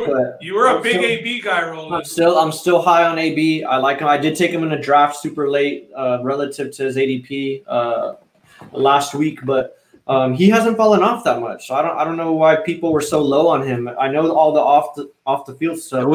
That's exactly what it was though. It's off the field. If you just put that away and think about what he's going to do on the field, still a monster. And then Tom Brady's the type of guy that wants to prove people wrong. So he wants to feed AB and make him. He wanted to see AB open that Super Bowl ring again, bro. He got him the Super Bowl, Teddy. He got him on the team. Period. Yeah. Like even when they were saying no, he's canceled. Tom Brady said he told, "Hey Bruce, stay at my house." I had him at the house with the kids, Bruce. I had him at the house. The kids love him, Bruce. Yeah, the kids love him. The team's gonna love him, Bruce. Going back to Roland's point, you have guys like Wally Garza and Diego DeMarchi saying that 3 years ago AB's like wide receiver god, and then like last year they're like, oh, he's such a cancer and he's trash and blah blah blah. Like, bro, like just because you do shit off the field doesn't mean that you can't play. Look at my boy Ricky Jerry, bro. I know. He didn't leave the Steelers in the best way, bro. He didn't leave the way a vet was supposed to leave. He shitted on Juju, and he was right about Juju. He was right now. He was. And I was a big guy that I was saying you shouldn't be shitting on the young guys like this. I still don't think you should. Yeah. But he was right. I'll say that. I don't want to talk about the Steelers anymore. All right. Next team. Next team. Yeah, that was the Bucks. I think we're all pretty high on them. I know we didn't give out any official bets there, but Ron's on them to what was it? To win the NFC Championship at plus 300. Yes. Alrighty. And where can we put these bets in? See, you already know. The shirt was dirty. I didn't do laundry today, but you guys already know. You're wearing it a couple of weeks in a row. Well, I gotta rock the shirt, man. But Bet King Online, you guys already know what it is. Twitter, they got stupid promos right now, man. I mean, I can't emphasize it enough. I mean, football season is here. We're only a week away. Deposit. Get your money in. And don't be hesitant to do it, man. You know, don't be hesitant to be like, nah, I don't know if I should or not. Just do it. Investment. Yeah, just do it, because when you win, you're going to love it and you can have fun with us while we do it, man. So while you're there, DM them. Tell them that the boys when we talking about sports send you, because they're going to hook you up with an additional promotion as well. Match play, the survivor pool is going on. Pool? Yeah, the survival pool is, I mean, crazy. You see, they don't just do it for anybody. You know, everybody who deposits, you know, is not going to get in the survivor pool, which is even better because you have more of a chance to win the $1,000 that they're going to give away. You know, so all you have to do is put a certain amount of deposit in there, and only with that amount can you get entered. So don't think like, no, but there's going to be a lot of guys in it. There's not, because only certain people can. And you get two yeah, and you get 2 entries for a G. So when football season is over and you're right, you get an extra G in your pocket, bro. And that's like, and that's about like Christmas time too. So you can have a hell of a Christmas, bro. I've been in fantasy football money first. Yeah, well, the survivor pool money. Yeah, you're gonna be. Go ahead. The way survival pool works is you pick one team every week just to beat the other team. Fuck the spread. You don't got to worry about the points. None of that. Just beat this team. Once you use the Rams to beat the Lions, week 1 of the NFL season, or the 49ers, whoever plays the Lions, you can no longer use them again the rest of the 17 weeks. So you're going to have to use up 17 teams if it goes up to game 17. I know last year there was I think most people busted out at week 12 or 13. There was like some 14-point favorites and 10-point favorites. Yeah, last year was a crazy year. So you're picking one team a week just to win. Once you pick that team, you can never pick them again. So some strategy does come with this. But yeah, man, the survivor pool, you get the 2 free entries with your deposit using code WTBS for We Talking About Sports. And that's at BetKing Online. You can get these futures in. I know Ron was talking about the plus 300. Get these futures in with us. Plus 110 on the Saints. I mean, I know I got my Bills futures in. We got our Rams futures in. So that's season long, man. I mean, you're watching the season play out. That's that Ravens bet that we gave out a couple of weeks ago. We gave it out at 10.5. It moved up to 11. So it does benefit you guys to put these in sooner rather than biggest thing, man, just the biggest thing with the deposit is that these guys are going to match you. That's what's crazy. Like you don't see a lot of books do. I mean, they can do like 25% match, 50%. I mean, these guys are going to match whatever you put in. So the more that you put in, the more money that they're going to give you free to play with, man. That's what I love. If I go and put 200, I get 200 to play with, and then they match my 200. Yeah, so that's $400. And then I get to play in the survivor pool. Yeah. And you get and you do the survivor pool. So you don't even are going to go up pretty high. Is this a Ponzi scheme, cuz? Is this a Ponzi scheme? You don't even have to touch your own, money. Little free play, run it up. So run it up. You can start off 2022 with some cash in your pocket, boys. So BetKing Online. We can't stress it enough. Just even if you're still hesitant, just go check out the site anyway, or just ask us about it. Drop a comment. Drop a comment. On the YouTube videos or on our social. We talking about sports social too. So. Thank you for that, Ron. And I think we might have a BetKing action on our next team here. So we'll get into that with the Carolina Panthers. All righty. Moving on to third place from the 2020 season. It is the Carolina Panthers. Excuse me. Last year they went 5-11. Not the best of seasons for them. They're 2-6 at home, 3-5 on the road. Did not do too good against their division foes. They were 1-5. And like I said, that was good enough for third place and missing the playoffs. Found themselves with a high draft pick this past offseason. They had 9 games, though, that were decided by a touchdown or less. They were 3-6 in those games. Last year, I think they had Teddy Bridgewater as their quarterback for most of the year. I think we saw some action when he went out from that. What was that quarterback's name? I'm drawing a blank. I should have it here. But the guy that played in the AFL, PJ Walker. Was it PJ Walker? He was he was a Temple quarterback that was there when the head coach was at Temple, Matt Rule. There you go. PJ Washington. Yep. Yeah, there you go. He got some playing time. He played for the Houston AFL team. That's what he played. And he balled out for them. He was probably for the Roughnecks. He's probably one of the better AFL quarterbacks that made the transition to the NFL. But he's not there, or I don't know if he's still on the team, but he's not going to be the starter. He's still there? Okay. Yeah. He's not going to be looked at to be the starter, though. Teddy Bridgewater, the former starter, is gone. And Sam Darnold finds himself as the starter. They traded for him. Didn't have to give up too much to get him. He comes over from the Jets, and they also get CMC back, who was a big reason why they went 5-11 last year. Their big workhorse, their 1,000-yard rushing, 1,000-yard receiving running back, their do-it-all guy. They get him back this year, so they got a lot to look forward to. Vegas, though, not so high on them. We like to go over these props. They are plus 8,000 to win the Super Bowl. Not too high. I mean, not too low. Excuse me. To win the NFC Championship, plus 2,000. A number here, if you're a believer in Sam Darnold, CMC coming back, 7.5 is their season win total, minus 125. That's an interesting number, especially when you consider there's an extra game. And their strength of schedule. Their NFC South odds plus 900 to win the division. That's good enough, I believe, for last in the division. So they are projected to come in fourth.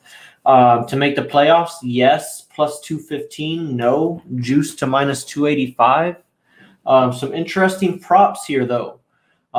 Christian McCaffrey to win MVP, plus 4,000. What would their record have to be? How many wins you gotta get? They'd have to be like 9-8 or 10-7. They'd have to have a winning record. No chance. All right, we're throwing money away with that. Yeah, plus 4,000. Christian McCaffrey to win Comeback Player of the Year. Now we're talking 1,000. That I think he can get away with just based on his stats alone, regardless of what goes on with the team. I think it would be hard to overlook him giving you another 1,000 rushing and receiving yard season. Would that get it done? I think so. I think if he gives you another one of those seasons, he's for sure going to win Comeback Player of the Year. And that's not out of the realm at all, bro. No, I don't think that's that crazy, especially because he's still going to be looked at to be the workhorse in this offense. I think the quarterback situation improves a little bit. I am higher on Darnold than most people. I know I'm higher on him than you are, but I think it improves the situation a little bit. The reason why it's so hard to be on that side of the fence that it improves is I understand that nobody really does good with the Jets, and under the coach that they had, who was Adam Gase, exactly. Adam Gase, a complete weirdo. But Teddy Bridgewater did not turn the ball over. One thing that Teddy Bridgewater doesn't do is turn the ball over. He's a check down guy. Yeah, he's a check down guy. He's a safer guy, but he didn't turn the ball over, and they were just bad. So although I do agree that Sam Darnold is going to take chances, and like we said, where it might be a positive with Jameis Winston and the Saints as far as pushing the ball downfield more, and let's not get it twisted. The Panthers have the wide receivers to push the ball downfield. DJ Moore, Robbie Anderson, and don't they have Curtis Samuel, or is he not? No, Curtis Samuel's with the Washington football team now. Okay, so but regardless, I mean, Robbie Anderson can blow the top off the defense. You got DJ Moore. You have Christian McCaffrey. You have weapons. It's just going to come down to how accurate and the decision making that Sam Darnold has. You know what I mean? Like most NFL teams, it comes down to quarterback play. It's year one. So some people that are Sam Darnold guys are going to cut him some slack because it's year one. But let's be honest, man. This guy doesn't have much time left on his clock. No, he doesn't have much time left on his clock, especially when you think about it. He was a high draft pick. What did he go 1 or 2 his year out of UFC? I'm not sure if it was 1, but it was 1 or 2. Yes. He went super high, but I am one of those guys that I just have to say that nobody on God's green earth could have survived under Adam Gase and what he had to work with, and that's fair to say, with the New York Jets. So I'm going to give him one more chance. I think he has a better environment around him. I think he has better weapons with this team. The offensive line is better, but I don't think that's saying too much because the Jets had a pretty bad offensive line last year. But I'm not that high on this team. I mean, I know they get just to go over some of their additions. They do get McCaffrey back. Darnold, of course, we talked about him. They get Denzel. I'm not Denzel Perriman. They get AJ Bowie. They actually just traded Perriman. So I know I had him up there, but they traded him like yesterday or this afternoon. They add Hassan Riddick. Fucking with our podcast. From the Cardinals. Yeah, I know. They added Hassan Riddick from the Cardinals. Cameron Irving, a guard from the Cowboys. And David Moore, a deep threat from the receivers. And then their draft. I mean, I was mad at them for drafting J.C. Horn, the cornerback out of where's South Carolina, SEC cornerback. Really, really sought after player. The son of Joe Horn, former receiver for the Saints. And then they also drafted a sneaky guy that I'm hearing a lot of stuff about, another LSU receiver, Terrace Marshall Jr. I'm hearing a lot about this guy. Showing up in camp, another name to look out for. So I think they have some stuff to work with, but do you like the addition of Chuba Hubbard backing up McCaffrey? Yeah, I think that's a good backup, especially when you think that they lost Mike Davis. I mean, Mike Davis is no longer with them. Yeah, he goes over to the Falcons, and they lose Curtis Samuel. So I think Chuba Hubbard is a good replacement for Mike Davis. I don't know if he's as good as him at this point in his career. Mike Davis is a pretty well-rounded guy, but Chuba Hubbard's potential is there. But, man, this team rides and dies with Christian McCaffrey, but I'm just not comfortable with their defense. Like defense is going to be bad. Yeah, I'm not a big believer in their defense. I still think they need to get better in that department. Because a team that rides and dies on their running back, they usually need a pretty good defense to help them out. So yeah, I'm not too high on the Panthers, but their strength of schedule, as you talked about earlier, they are 26th. This division got a good draw. Talking about the divisions that they're matched up with in terms of the win percentage, but their schedule. I mean, if you're high on them, they could be 3-0 the first 3 games of the season. I'm thinking they're going to be closer to 2-1. They play Dallas, Philadelphia, Minnesota. I mean, they have some winnable games on the schedule. It's just, can they put it together? They could be 2-1 going into that Cowboys game, beating the Texans and Jets. And I think that's very, very believable. I mean, they do go to Dallas, so I would give them that loss, but who's to say they don't reel off 2 in a row against Philly and Minnesota at home? Exactly. This team can be competitive, and I'm not going to lie. I like their coach. I know you're a big college football guy, and Matt Rule ran a really good – he turned Temple around pretty fucking quick as soon as he got there. Yep, and wasn't he at Baylor before he got hired? After Temple, he went to Baylor because of how quick he turned them around. And he had Baylor competing as well. Yep, he turned Baylor around quicker than Texas turned around. Yeah, he's a good coach for sure. I like Matt Rule. As much as I like Sam Darnold, I don't think he's like good enough to shift them in the direction of like 9 or 10 wins. You know what I'm saying? Like I think that they're good enough to compete. He might be a game or two better than Teddy Bridgewater. So for me, I have them pegged right around 7-10. So I'm not willing to bet their season total. I mean, I could see a road to 8 because of the way the schedule looks. Like they could beat Arizona, they could beat Atlanta, New York, all on the road. And with them rolling, like with how backloaded their schedule is, I mean, you got the Bills, the Bucks, the Saints, and the Bucks to close out the year. That's tough. So if they're not competing by mid-season, they're going to have a decision to make.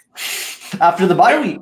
After the bye week, they're going to have a decision to make. And, I mean, the Falcons is a very winnable game, a division game as well. But we don't give them a chance against the Bills, Bucks, Saints, and Bucks again, bro. No, not at all, especially on the road in New Orleans and Tampa. Yeah, three of those 4 on the road and in Buffalo. Yeah, so they don't get it done in the first half of the season. You're going to be looking at yourself like shit. Because I see myself like, okay, they could be right at 6 wins in week 15 or 7 wins at week 15, and you still lose your bet because they're not going to beat Buffalo on the road. They're not going to beat Tampa. Maybe they beat Tampa week 18 if Tampa's sitting guys. Yep. You know, you talk about that, but that's a crazy way to get to the total. I mean, if you want a crazy ride and you want to, you know, just throw some money on it, maybe you take that over 7.5 because I could see that going down to the wire, best case scenario, but still wouldn't put my money on it. The beginning of their season is so, I mean, even leading up to the bye week, New England, Arizona, Washington, Miami. I mean, those are all games where they're probably going to be underdogs, to be honest. Mm-hmm. So I'm staying away from this. I think that we had talked about a little play here, a value play. I mean, this is probably the biggest value play that we've given out, you know, as far as our season futures for the NFL. Yeah. And I mean, without further ado, I think we're going to go ahead and take, you know, put whatever kind of money you want. I mean, usually like we talk about units, but this is more of like a sprinkle. Yeah, maybe like a quarter or a half unit on Christian McCaffrey to win Comeback Player of the Year. I don't think this award is as predicated on victories as maybe MVP might be.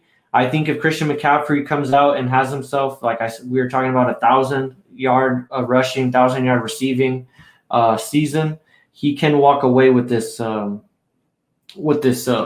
So I like that at plus 1,000. Is there anything else you'd like to add about that bet, Ben? Just that if you are a believer in the Panthers this year and you like the over 7.5 and they're going to make the playoffs, Christian McCaffrey is going to be the most improved player in the league. I think that it's between him, Jameis Winston, and Dak, if we're just naming guys off the top of our head. But like you said, 1,000 and 1,000 gets it. And I mean, they're going to need the guy. He's going to be fresh of, you know, playing 4 games last season. So I think that this is really good value. At plus 900, you know, $25 gets you $250, bro. I mean, that's all day. Yeah, I like that bet. I'll probably be taking that myself as soon as we log off here for the night. But number 1 pick, you taking Christian McCaffrey still? And listen, and if you're in the league, and I don't give a fuck what format it is, unless it's 2 quarterbacks, then maybe you go Mahomes number 1. I don't care what type of fantasy football you're playing. If McCaffrey's not going number 1, you're playing with fucking noobs. All right? You're just playing with dudes who don't. There is no reason why Christian McCaffrey should not be the number 1 pick. PPR and standard? It doesn't matter. Like The Rock said, it doesn't matter. It doesn't matter, bro. Christian McCaffrey's the number 1 pick.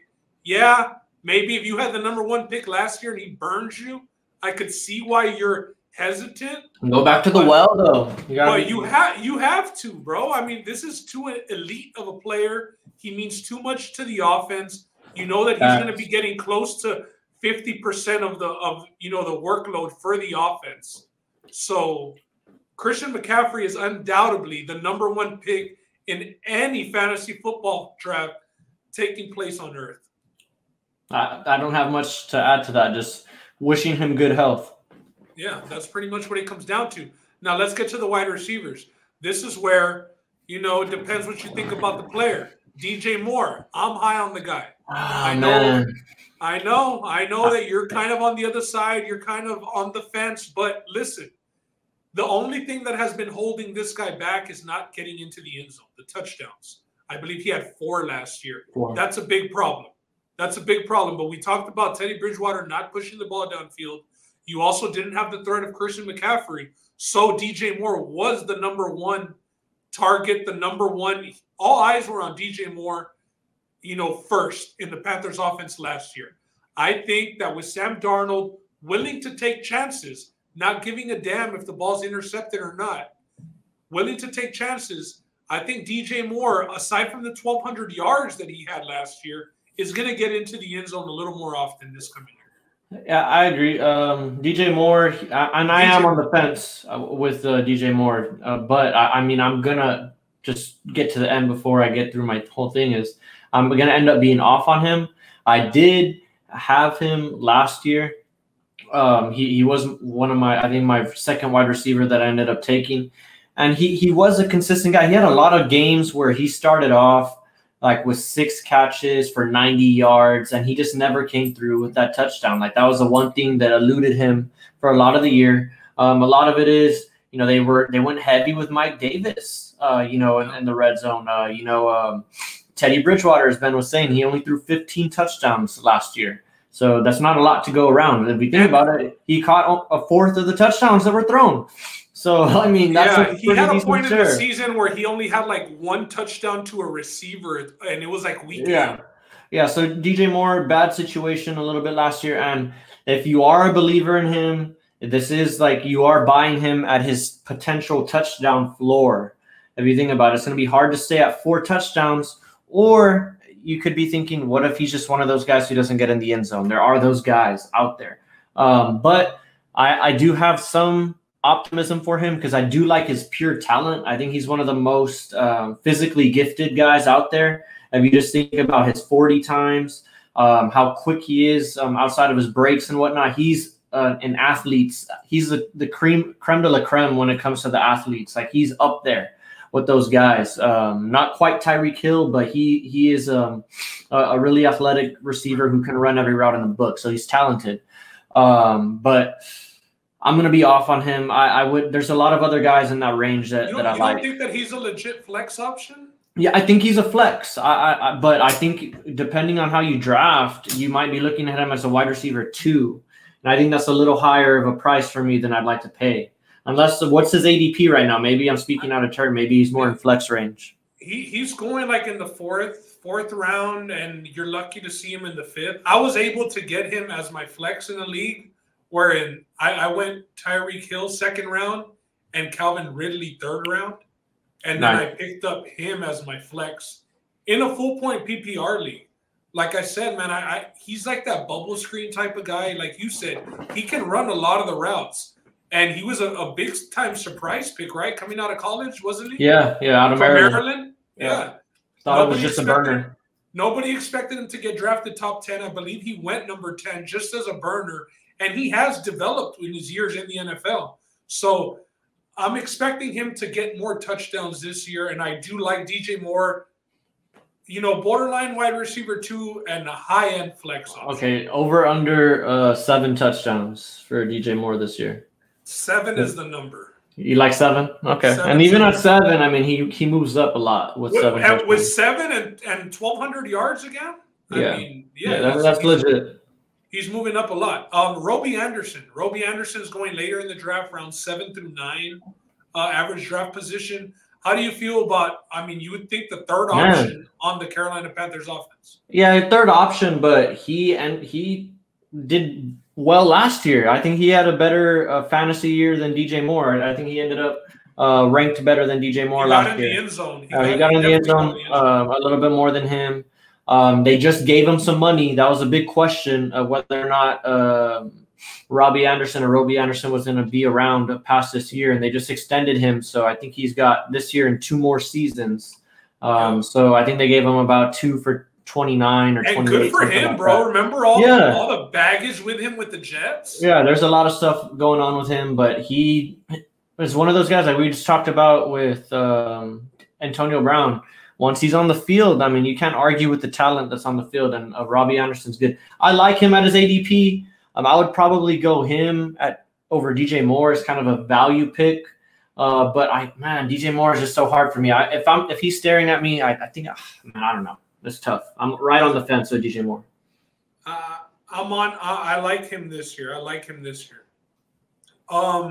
But after that, that's pretty much it. Is there much else to talk about? Yeah, no, right? No, I don't think so. Unless you like in a mock draft, I took that receiver that I mentioned, Terrace Marshall, as my last pick because I am hearing good things about him.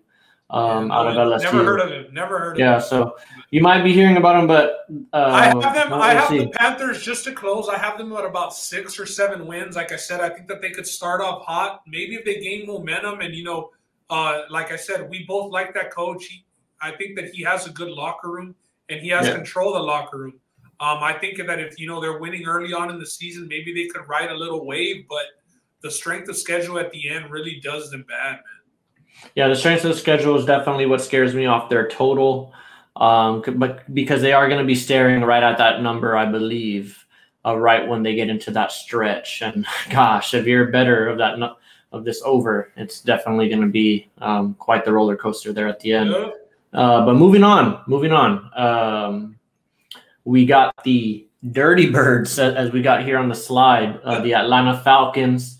They did finish last place last year, 4-12, kind of end of an era, if you will, but not really, because they still have Matt Ryan as their starting quarterback. But end of an era of a group of players and coaching staff that we've seen around for a little while now, in Dan Quinn and Julio Jones, both out the door. They finished the year 4-12, 2-6 on the road, 2-6 at home, 1-5 against the NFC South, and they missed the playoffs and got last place in their division. Interesting stat here. They lost their first 5 games, and then they lost their last 5 games. So they lost their first, and they lost their last 5 games. They lost 2 games where they had a 99% win probability during the game. And I'm glad you brought that up, because they had 9 games decided by a touchdown or less. And their record in those games, probably the worst that we've seen, the teams that we've broken down, 1-8. Yeah. 1-8, but that's been the Falcons' MO. I mean, they've kind of been like the Chargers of the NFC. You know, just that team finding a way to lose a close game.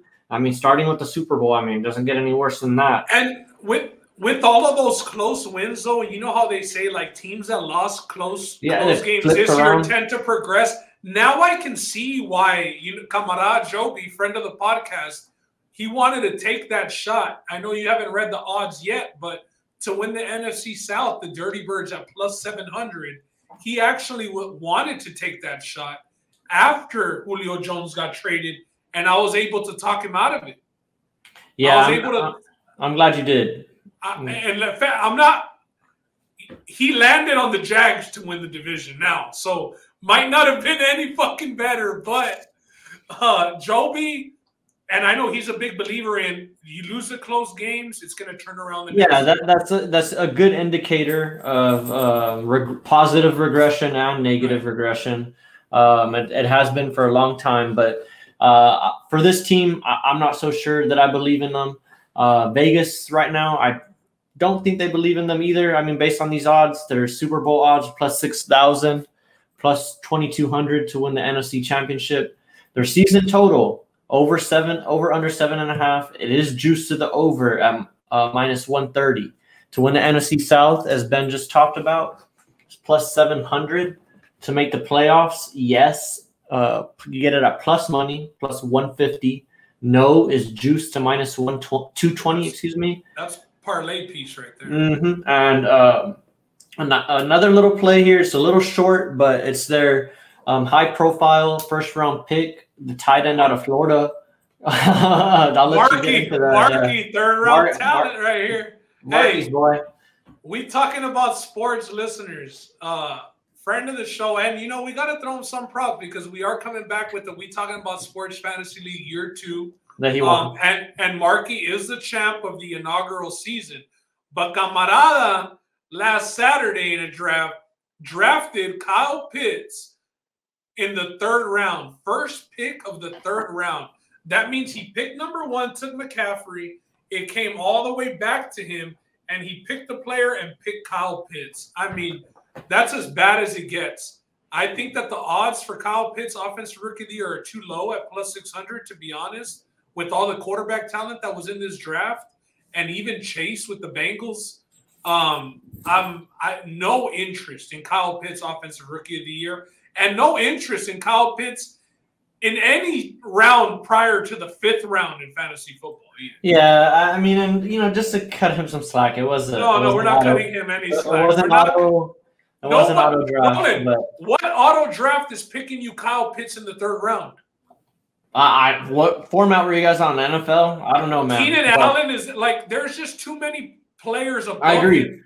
They always pick the best available, the top guy in auto pick. That's the way it works. In order for it to work out for him, he's going to need him to win Offensive Rookie of the Year. That's the only way. But their additions, they do have a new head coach, like we just talked about with Dan Quinn leaving. They do bring in this guy named Arthur Smith, and I say it like that because I don't know who he is prior to this. Tennessee Titans offensive coordinator? Okay, there we go. Tennessee Titans offensive coordinator. No disrespect to Arthur Smith, just didn't really know who he was prior to this. Not a big AFC South guy. Cordell Patterson, a wide receiver, comes over from the Bears.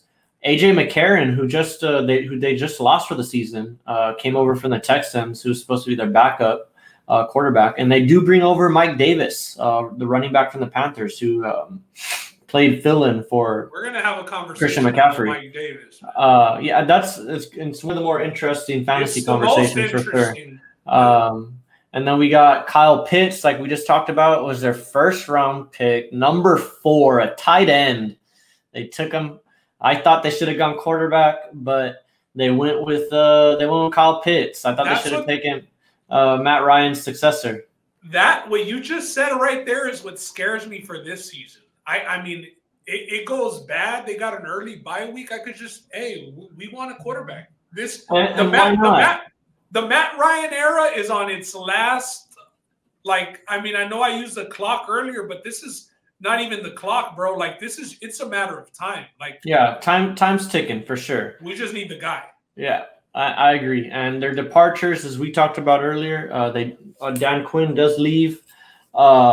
They do lose Julio Jones to the Titans. Alex Mack goes over to the 49ers. Their center, they had him there for a little while. They also lose Ricardo Allen. Todd Gurley's now a free agent. They had him for like 1 year. And Keanu Neal, there's a former Pro Bowler safety, is now at the Cowboys. That's probably the other big name that left them. Their schedule is good for almost last. I think the Cowboys have the weakest schedule. They are ranked 30th with their strength of schedule based on 2020 win percentage. For me, I have them pegged around 6 games at best. I also think that Matt Ryan's going to kind of be on the outs after this year. It's on their last legs. I don't think they did too much to improve the defense, which has been bad. Their offense, I don't know how you lose Julio Jones and get better. I'm just not in on the Falcons this year. I have them finishing last. Are they 500 going into the bye? Are they above 500 going into the bye week? Above 500 going into the bye week. Man, that Philly game's a toss-up. At home. At home. They're going to lose to Tampa. They go on the road and play New York. I think that's a toss-up too. Washington, they're going to lose, and I'll give them the Jets game. So I'll give them for sure 2 wins. They're going to win 2 games at home out of the 3. And they're going to they could be 3-2. Yeah, they could be 3-2. They could be 3-2 going into the bye, but I think that's as good as it gets for them. That's the thing. And I know that we talk about teams throwing in the towel. Shit. Yeah. Week 6 might be a little too early, but if these guys are 1-4 going into that bye week, forget about this season. Yeah, because we still don't know what Jalen Hurts is going to give you for with the Eagles. That's hard to project. And Wilson with the Jets. And Wilson with the Jets as well. But I got to give them that game against the Jets because it's at home, and the Jets are still the Jets for the most part. They'll be like 3-point favorites to the Jets, though. I mean, it's gonna be a competitive game as far as the way it's lined. It'll be competitive, and then after that, I mean, I'm gonna give them a loss in Miami. That Carolina game at home should be a toss-up, but I'll give it to them. And then they go to New Orleans. They play Dallas. They play New England. I have them losing those games. Yeah, I have them losing those games. And then Jacksonville on the road. It's a toss-up, but I give them that win there because who knows how Jacksonville's going to look. They haven't looked so good in the preseason. They'll just be due at that point. Yeah. They'll just be due for a win. Yeah, that's true. And then Tampa on the road, Carolina on the road, San Francisco on the road. I think that's another 3-game stretch that they lose. It's tough. Yep. And then Detroit at home. The shit bowl. They should beat Detroit, but both those teams could be looking for a draft pick. And then lost. And then lost. Yeah. So I have them beating Detroit for sure. I'll give them Jacksonville. And you'll give them New York for sure. That's and I'll give them New York for sure. They're going to have to work for the over, and the over is juiced to 7.5. The 7.5. I'm taking the under. I like the under too. Looking at the schedule, bro. I'm taking the under 7.5. I say it's just two guys here right now. That's two. That's the majority right there. I say. I say you want to put it on the board? I like it. I say we put this on the board. We always take overs. I know life's too short to take the under, but this is a regular season total. Man, they don't have Matt Schaub, their backup anymore. That's big. And AJ McCarron just got hurt. They got Felipe Franks, and if they go to Felipe Franks, it's Falcons are getting the #1 pick, and they're going to get their quarterback next year. I like the under. Yeah, I like the under on this, and you get it at plus money. And the big thing is here. Yeah, we're putting this one on the board. The big thing with this one here is the hook at 7.5. It makes it that is the big thing. Such a good bet for me. So I'm there good. Ain't no way these fuckers are flirting with the playoffs. Yeah, I'm telling you that right now. I'm good with the under on 7.5, but I am high on some other guys for fantasy. Maybe not as high as Kyle Pitts at third round, first pick in the third round. But let's get into the obvious. Let's get into the obvious. Calvin Ridley. So Calvin Ridley is going at the back end of the second, early third round. And if you're getting him in the third round, it's because, like I said, you might be playing with some noobs. So Calvin Ridley, second round. What do you see for him? I mean, I had him as my #5 receiver. They lose Julio Jones and all those targets. Ridley was wide receiver #1 for the most part of last year. Yep, I drafted him in one of our leagues. I think we're talking about sports league. You wish that was a keeper league. If that would have been a keeper league, you would have been set. But what are your expectations for man? Ridley? Is it a no-brainer? He's going to be a top 10 wide receiver. No brainer, top 10 wide receiver. The math is just there. I mean, like you just said, Julio Jones walks out the door. That's over 100 targets if you think about it. We've already seen what he can do without Julio Jones. He played much of the season without him, and he's just a supreme route runner. He's a great athlete. He can get it done. I don't know if it's going to equate to wins. They're going to be losing a lot of games, so they're going to be passing the ball a lot. I'm all in on Calvin Ridley if you can get him in the back of the second round. He's an Alabama receiver, right? Yeah, he's an Alabama guy. And you don't gotta debate much with Alabama receivers. The one that it's a close one for me because I am high on this guy that I'm about to talk about. And I am high on Ridley. I didn't have him so high in my top 10, but he's a guy that I think can ascend and be a top 5 receiver in this league based on numbers this year. You're going to be competing with Justin Jefferson at that ADP. That's the decision that I've seen. I haven't had to make that decision yet, but in a lot of mock drafts that I've done on the Sleeper app, that's the decision that's always being made. It's either Justin Jefferson or Calvin Ridley. Justin Jefferson or Calvin Ridley. And Calvin Ridley doesn't have, that Adam Thielen guy, to take those looks. That was Julio last year, and obviously Julio better than Thielen. But like we said, Thielen got into the end zone. Julio didn't get into the end zone. Ridley was the guy getting in there. Like you said, Julio was out plenty last season. Ridley succeeded even with, being the #1 guy. All eyes on me. You know what I mean? So I agree with you. I think that Calvin Ridley is going to be big. And Matt Ryan's a guy who we know can air it out. The least he's going to do is give his guys a shot. He's going to go down slinging it. That I can say about Matt Ryan. For sure. I agree. And he's going to be his guy, Calvin Ridley. I know Kyle Pitts might be there, but Calvin Ridley's a guy to have in this offense. Yeah, I'm not too interested in Kyle Pitts, honestly. Like his ADP ruins it. Yeah, his ADP does ruin it. I agree with you there. But let's get to the most interesting one. And that's Mike Davis, bro. Mike Davis obviously was the pickup of the year last year when Christian McCaffrey went down. If you picked up Mike Davis, he was winning games for you. He was a league winner. Yeah, Mike Davis was a league winner. So now we see him over here with the Atlanta Falcons, a team who had a running back carousel last year in their backfield, right? Was it Gurley? Todd Gurley, Ish Smith. Yeah, guy like that. It was horrible. Brian Hill. Now they get Mike Davis. Do you expect Mike Davis to be the 3-down back?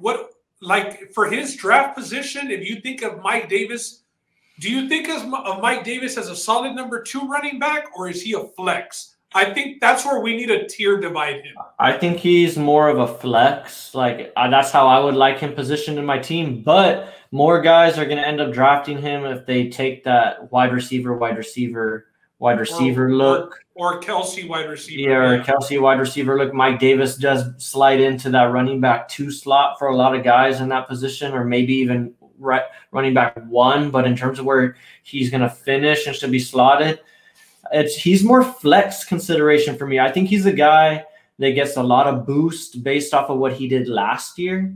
If you catch what I'm getting, like I think a lot of guys are giving a lot of credence to what he did last year with the Panthers. And he was on a shitty team though, also. Yeah, he was on a bad team, but I think the Falcons, they have some weapons, and they're going to want to go vertical, I think, a little bit more. They have Kyle Pitts, they have Calvin Ridley, another receiver that I like as a late consideration if you're playing in maybe like a 3 wide receiver league is Russell Gage. He's the guy that you might want to look at, because the key thing here is all the targets that walk out the door with Julio Jones. That's the key thing, is where do these targets get placed? And garbage time. Garbage time. I mean, for a team that's going to be down, 2 possessions in the fourth, going into the fourth quarter, and is going to have to be airing it out, or a team that's going to be down 2 possessions, after halftime, and is going to have to be airing it out. Matt Ryan is a viable quarterback to where he's going to give those guys a chance, and he can sling it. I mean, we've seen Matt Ryan come in as quarterback number 12 as recently as 2 years ago. So he's a guy who's still going to be getting it out there. I agree with you on Calvin Ridley. Not too much interest in Gage. Not too much interest in Kyle Pitts either, based on his draft position. And Mike Davis, flex. I agree with you as far as flex. Just because he has shown that he can be a pass-catching back, but they will be down a lot. And when you're down a lot, the game script goes to passing and not so much running. So, I mean, he's got the biggest name on that depth chart. I mean, it's not saying much. That's for sure. And he's shown that he can withstand the whole season. McCaffrey played 4 games last year.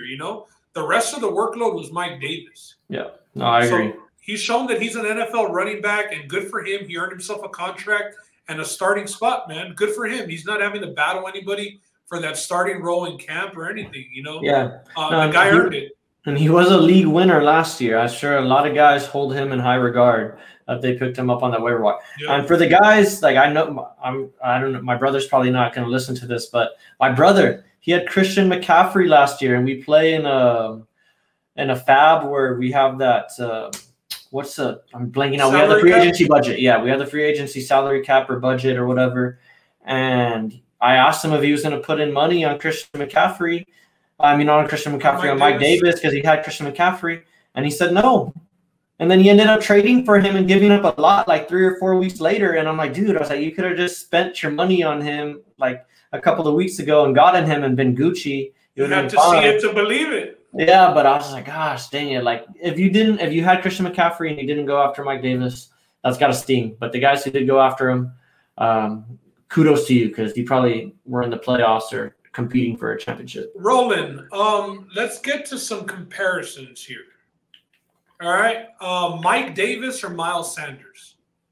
Damn, that's a good one. I'd probably just go Mike Davis just based on his ADP. I think you still got to spend a 3rd or a 4th on Miles Sanders. Okay. Mike Davis or Chris Carson? Damn. I'm sounding more and more like I'm on Mike Davis, but I like Mike Davis over Chris Carson, really? Man. Okay. PPR leagues and ADP. I don't know how comparable they are. I'm going to go somewhere where maybe I am trying to just get you not to pick. Well, no, one more. Mike Davis or Henderson for the Rams? Henderson. Okay. He's on a better team, and McVay's talking a lot. He's saying that he's going to have a big role. That just came out today. He said he's going to have a very big role in the offense, so he's at least going to have a go at it. Okay, one last one. Mike Davis or Josh Jacobs? Damn. Give me – now this is a tough one.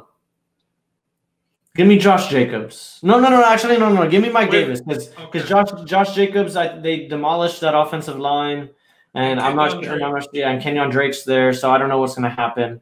Yeah, I'll go Mike Davis. Mike Davis might finish as a top 20 running back then. Yeah, I think so too. It's just like I said. It's just I don't want him as my running back 1 or 2. If I can get him as a flex, I'll take that all day, or maybe even as a guy on the bench. But it just depends how you draft. You're looking more of like a Montgomery for your RB2 or somebody like that, right? Like the tier right before you get to Mike Davis. Yeah, somewhere around there. Although, like, if you're drafting late, though, I got to say this year, if you're drafting late, man, it's looking a lot like a 0 running back draft, depending if you're where you're at. In a 12-man league and you're at 10, it's looking like you might just have to go, Tyreek Hill and Diggs or Adams and Diggs, It's rough out there because, I mean, the running backs, you got to get them if you can, and I've seen a lot of that. So that's it. I mean, do you have anything else on the Falcons? We're going to make that official. We're going to put the under. It's going to be plus money. You don't have the official line, but if it's juice minus 130 to the over, you got to think we're at least getting plus 110, plus 105 on the under. So we'll put that on the board for our futures. That way we can keep track of that throughout the season. Good deal. Yep. So that's the under. We also gave out Christian McCaffrey plus 1,000, a little sprinkle to win the comeback player of the year. And then Ron also gave out what was it? I'm drawing a blank, but Ron gave out Ron was on the Bucks to win the NFC Championship. The NFC Championship, and I like the Saints at plus 110 to make the playoffs. But the official plays for the podcast are going to be the Falcons under 7.5 and Christian McCaffrey plus 900 to win comeback player of the year. Alrighty, well, that's it for. I'm supposed to be the franchise player, and we're in here talking about practice. I mean, listen, we talking about practice, not a game. We talking about practice. Not a game. Me. Bam, bam. Me, man. Not a game. Slap that like she scored 30. What are we even talking about, man? We talking about sports here.